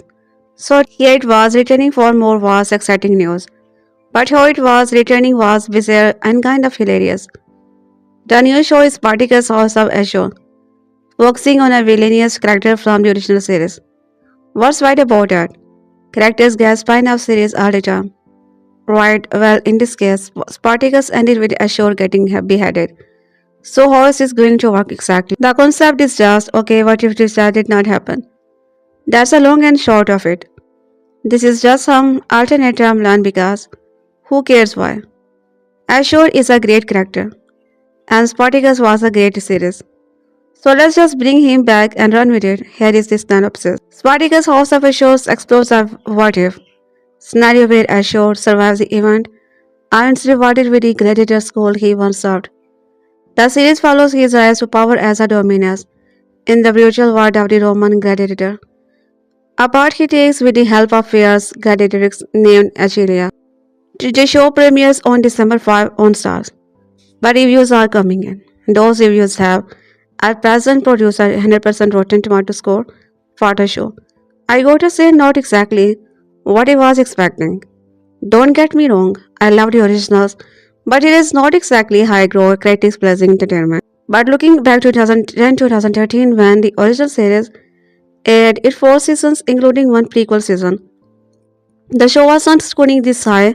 We had Spartacus Blood and Sand Season 1 52%, Spartacus Gods of the Arena Season 2 73%, Spartacus Season 3 not enough reviews for a score, Spartacus War for the Dam Season 4 69%, Spartacus House of Ashur's Parallel Universe Season 5 I guess 100%. Granted there are not a ton of reviews in yet, but those that are effusive. Here's a rogersaber.com. It offers user narrative in a world where prequels and reboot threaten to stifle our originality. A spin-off series that not only honor the legacy of its predecessor, but one that attempts rival it. Variety. Overall, Spartacus House of Ashur is a dynamic follow-up to the previous chapter. A classic tale of rehabs and have won out in ancient Rome, where power means everything. DeKnight world is as enticing as ever, in making a woman who is scared both physically and emotionally. Creator, showrunners, executive producers Simon S. DeKnight and his writers have fleshed out a character who could have just been a plot into one that is a welcome addition. So not that many reviews, but these are major outlets streaming in, and they all love it. The 10 episode season while will arrive this Friday, December 5 on Stars, and clarity it's not one to be missed, even if you have to subscribe to Stars. If does not matter, the Stars show from Spartacus House of Ashur to power out under the cable channel loves to blur the line between action-packed and soapy prestige. Now infused blood and guts, melodrama with some sharp. It's been a long 12 years since the bloodiest, sexiest how on television last aired. 7 as DeKnight's Spartacus, loosely based on the historical gladiator turned rebel who came to be challenged Rome. Set itself apart for its realistically bloody, high-octane combat, open parade of the gender's inclusive sexuality, and provocative focus on the politics of the arena. Running for 4 seasons between 2010 and 2013, the series was a hit for Starz and has retained a strong reputation with fans ever since its final bow. Here we are, however, in the era of thinking daily about the Roman Empire. Also, I am told I am more of an empire head myself, and there is still one big question of fans' mind. How can Spartacus be respectfully brought back when the titular rebel has that simple and magical history-altering reaction? With its premiere this week, Spartacus House of Ashur boldly moves the franchise forward with a fresh, unflinching series that mostly captures what made the original great. Spartacus House of Ashur began with one of the most substantial retcon in TV history. What if his shows had not been beheaded and instead survived to be the man who killed Spartacus and stopped the rebellion? In ancient Rome, full of magical and figures gods, anything is possible. Here, return course gladiators fate changes in the afterlife. Video shows not the man who delivered the final blow to the Spartacus and saved the Romans alive. For this his effort, Ashur is promoted to be dominus of his own house, navigating the political peril of Rome while reading the gladiators to incomplete in arena. Besides political positioning and portrayal, Ashur finds gladiatrix Agilia, controversially dropping her to lead his guard of gladiator in hope that a fierce, brave woman will win the crowd and elevate his fortune. Stakes only mount when Ashur draws the attention of none other than Julius Caesar himself. Spartacus' House of Ashur can't really be the anti-authoritarian series that it's a rebellious progenitor was, given that it's based around a man who, as of now, killed Spartacus. There nonetheless remains a slight in sequel, as Ashur seeks to claw his way upward in a Rome built for established families. Spartacus' House of Ashur is very much doing its own thing, but it's an entertaining one.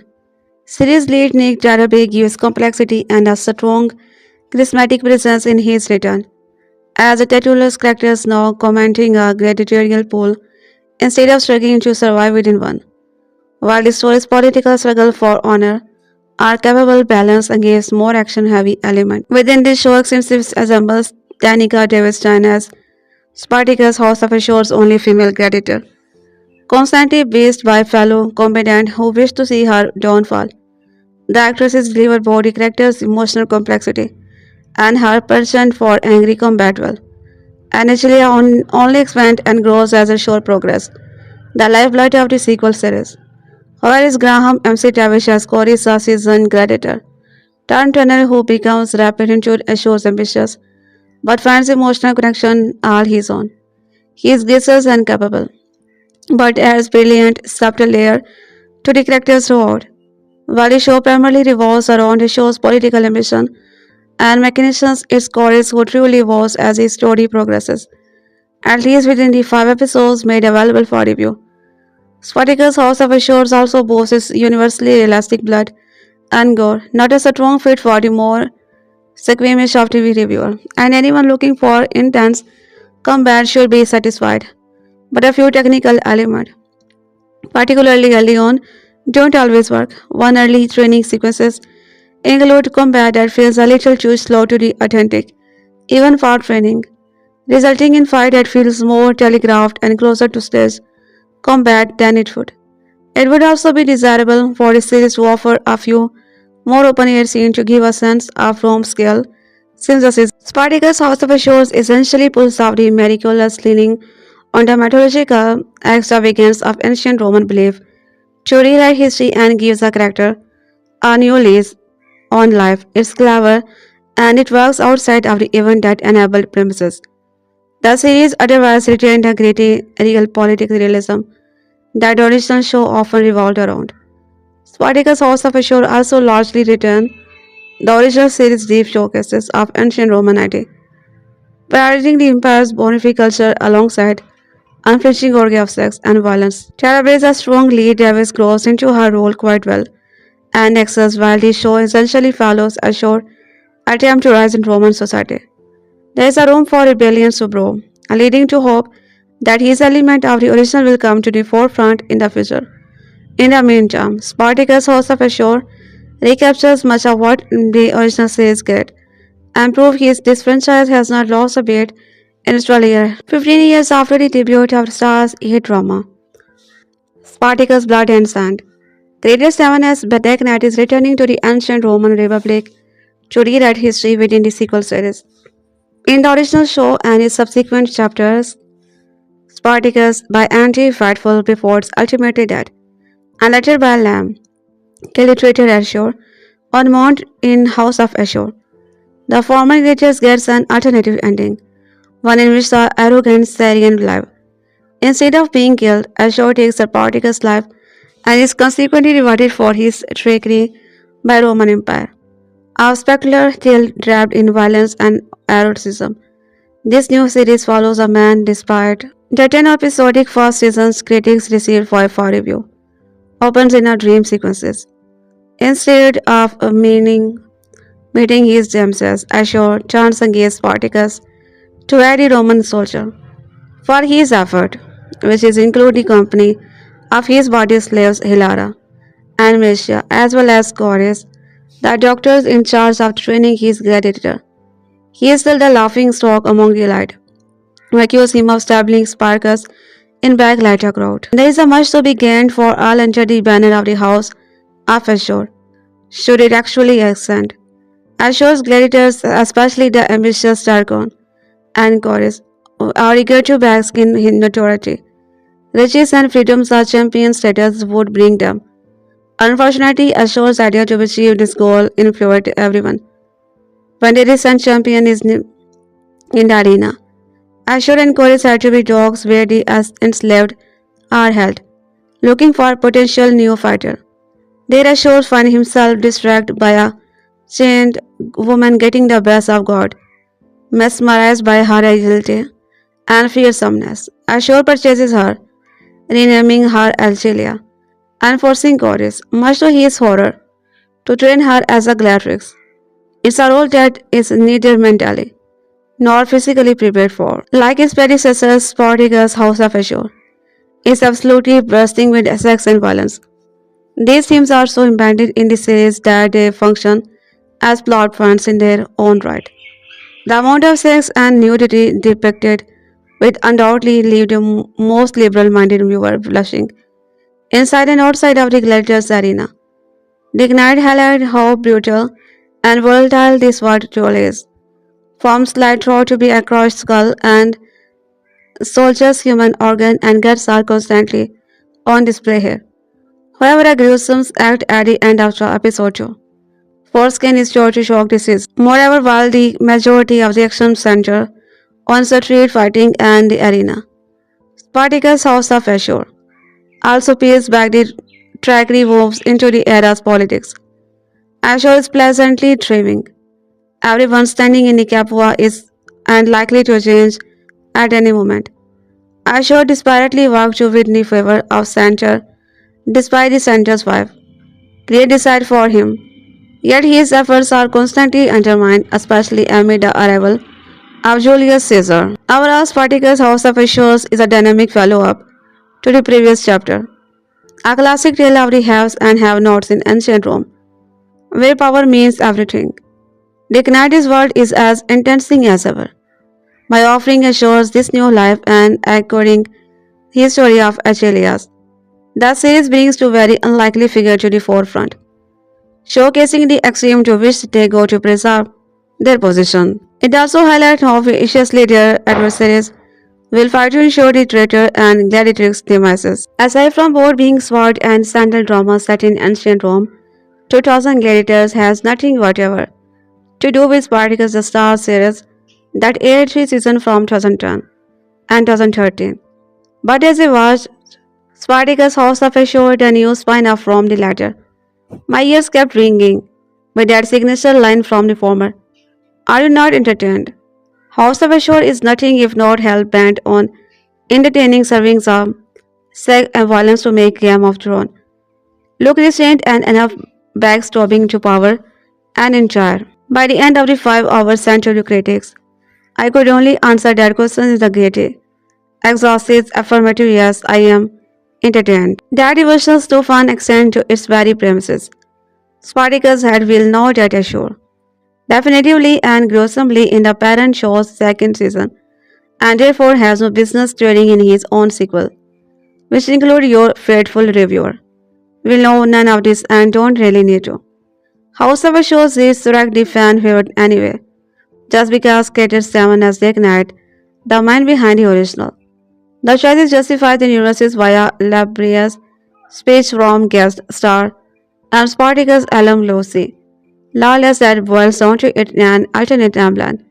Don't worry about it. In this version of events, Ashur's a former slave and Gladiator was the one who killed the rebel Spartacus and was subsequently made master of his own house. Despite his newfound wealth and status, he is still disdained by an established nobility, who missed no opportunity to redeem the Syrian, always said with a sneer. of his lonely and foreign audition. As he sees it, he is best shot and climbing up. The latter is finding victory in the arena with his own ludus. The newest and most controversial acquisition, which is Achelia, the real first ever female gladiatrix. House of Ashur feels like a silly show, in a sense that it puts his lizard brain player front and center, without a shred of apology or self-seriousness inside. Its characters don't simply have sex, they throw extravagantly catered organ and gratitude note while catching up on the latest political cause. They don't kill Cleany when they can bag through skull and shear off body part, spilling enough blood to file the I know one settle for just sucking straight in the series Latin syntax article. Loss of course, but when they can scheme to have their enemies publicity, humiliated or straight up murdered. A more sober-minded drama might try to ground its universe in some authentically created version of the past or play up the gravitas of its most famous historical figure. House of Ashur gives us a Julius, yes, that one, whose bleached blonde locks and improbably joyous-lad jawline look more TikTok influencer stealing for a Beverly Hills and a spa than a girl's profile on ancient coin. It works because this is not the kind of show that needs you to buy that this version of Caesar is literally factually accurate. This is the kind of show that just wants you to get what a sub-worthy little shit he is. But House of a show surface level should not be mistaken for laziness or slowness. On the contrary, in a underrated by surprising mystery, storytelling its larger plot takes its mind, so that each show development feels organic and earned, rather than plotted in by screenwriter desperate for a cliffhanger. Does not become a worthy champion overnight, but earns her place by our grueling hour in the process, reminding us precisely how pushing her ordeal is. Ashur's mechanism failing it first mean. Is always written when it do beat fraud, since we understand how hard even his minor victorious are. Well dead, and because we have seen who exactly he is up against, Ashur played with a delicious bombast by Tarabay is by no means a good guy. Arrogant and self-centered, he will add reminders of his formerly low status but then turns around and threat his own slave, including loyal badmate Hilara, with gallows world populated by the likes of House of Ashur's tone remains in a clear, fully hedonic register as of now. Granted, none of these nonsense subplot have paid dividend yet. As I said, this series like to take it time. But they're promising that House of Ashur seem to be understand that if the non-FW player then draws us in first. Is a growing attachment to these characters and their life that will keep us on the hook. And while we wait, well, it also is you are never very far from an opportunity to do over your best impression of a Roman citizen circa. And rise up in your living room shouting for a sword, wielding letter to kill. It is one of the stories that introduces me to power of storytelling and should just know how televisions can accomplish. Up to that point, I was obsessed with network show, but my deep dive into the Spartacus was like riding a sports bike after years on a bicycle with training wheel. I circle back every couple of years for comfort, and there is always something to discover. I have probably rewatched it 5 times. The scale of the narrative romance score, action and language took over my entire being, and for a while I spoke in Spartacus. When Spartacus House of Ashur was announced, no one in the whole wide world was happier than I was. Now, after watching the 2 episode series premiere, I am largely impressed by what has been achieved, but is missing something important. One scholar shows up separate forward seeking the heat of power and positioned the perfect of the character. He lacked honor, morals, and respect. He was a murderer, thief, cheater, and rapist, worse than the enslavers of Rome. Seven as DeKnight's decision to base his show on a shore was a choice. The man has no redeeming quality, and even when the oracle brings him back to the alternate life, he has not changed. But Ashur's moral bankruptness would not have been so evident if Spartacus and his people had not existed. They represented the absolute goodness that stand firm even in the face of great challenge. The preceding installment of this saga landed harder because they had a clear direction in mind, and slavery in all its form across this land. It was an easy message to get behind because slavery is the biggest sin in human history, and they are saying something for a species is capable of doing anything to each other and our environment. The righteous Kazaka Spartacus was willing to lay his life for his what house of assured like. In his place is blinding aspiration of a man loyal to nothing but coin and power. And it engages all node and shows finds a rhythm, not because Ashur is redeemable, but because his corruption is endlessly watchable. But for all his shortcomings, getting that coin is valid goal, especially with our characters like Ashur. We know there is a nothing beneath him. He will do anything for more coin and power. We last saw this burning desire to succeed in, but he had limit. Ashur's character is the love child of Spartacus' steadfast decision and unquenched thirst. Pulls a neat trick to bring the characters back to life. Afford him an opportunity in the world to experience. However, they don't give any justification for doing this. This is Ashur's presence in the afterlife, instead of the Christian's version, where something in the dead burns of eternity. You will live the best version of your life over and over. Is this way of exacting revenge of Ashur's part in destroying our life? The show does not say, and the silence is either genius or a fatal flaw.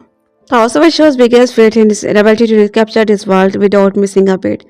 It really feels like we never left.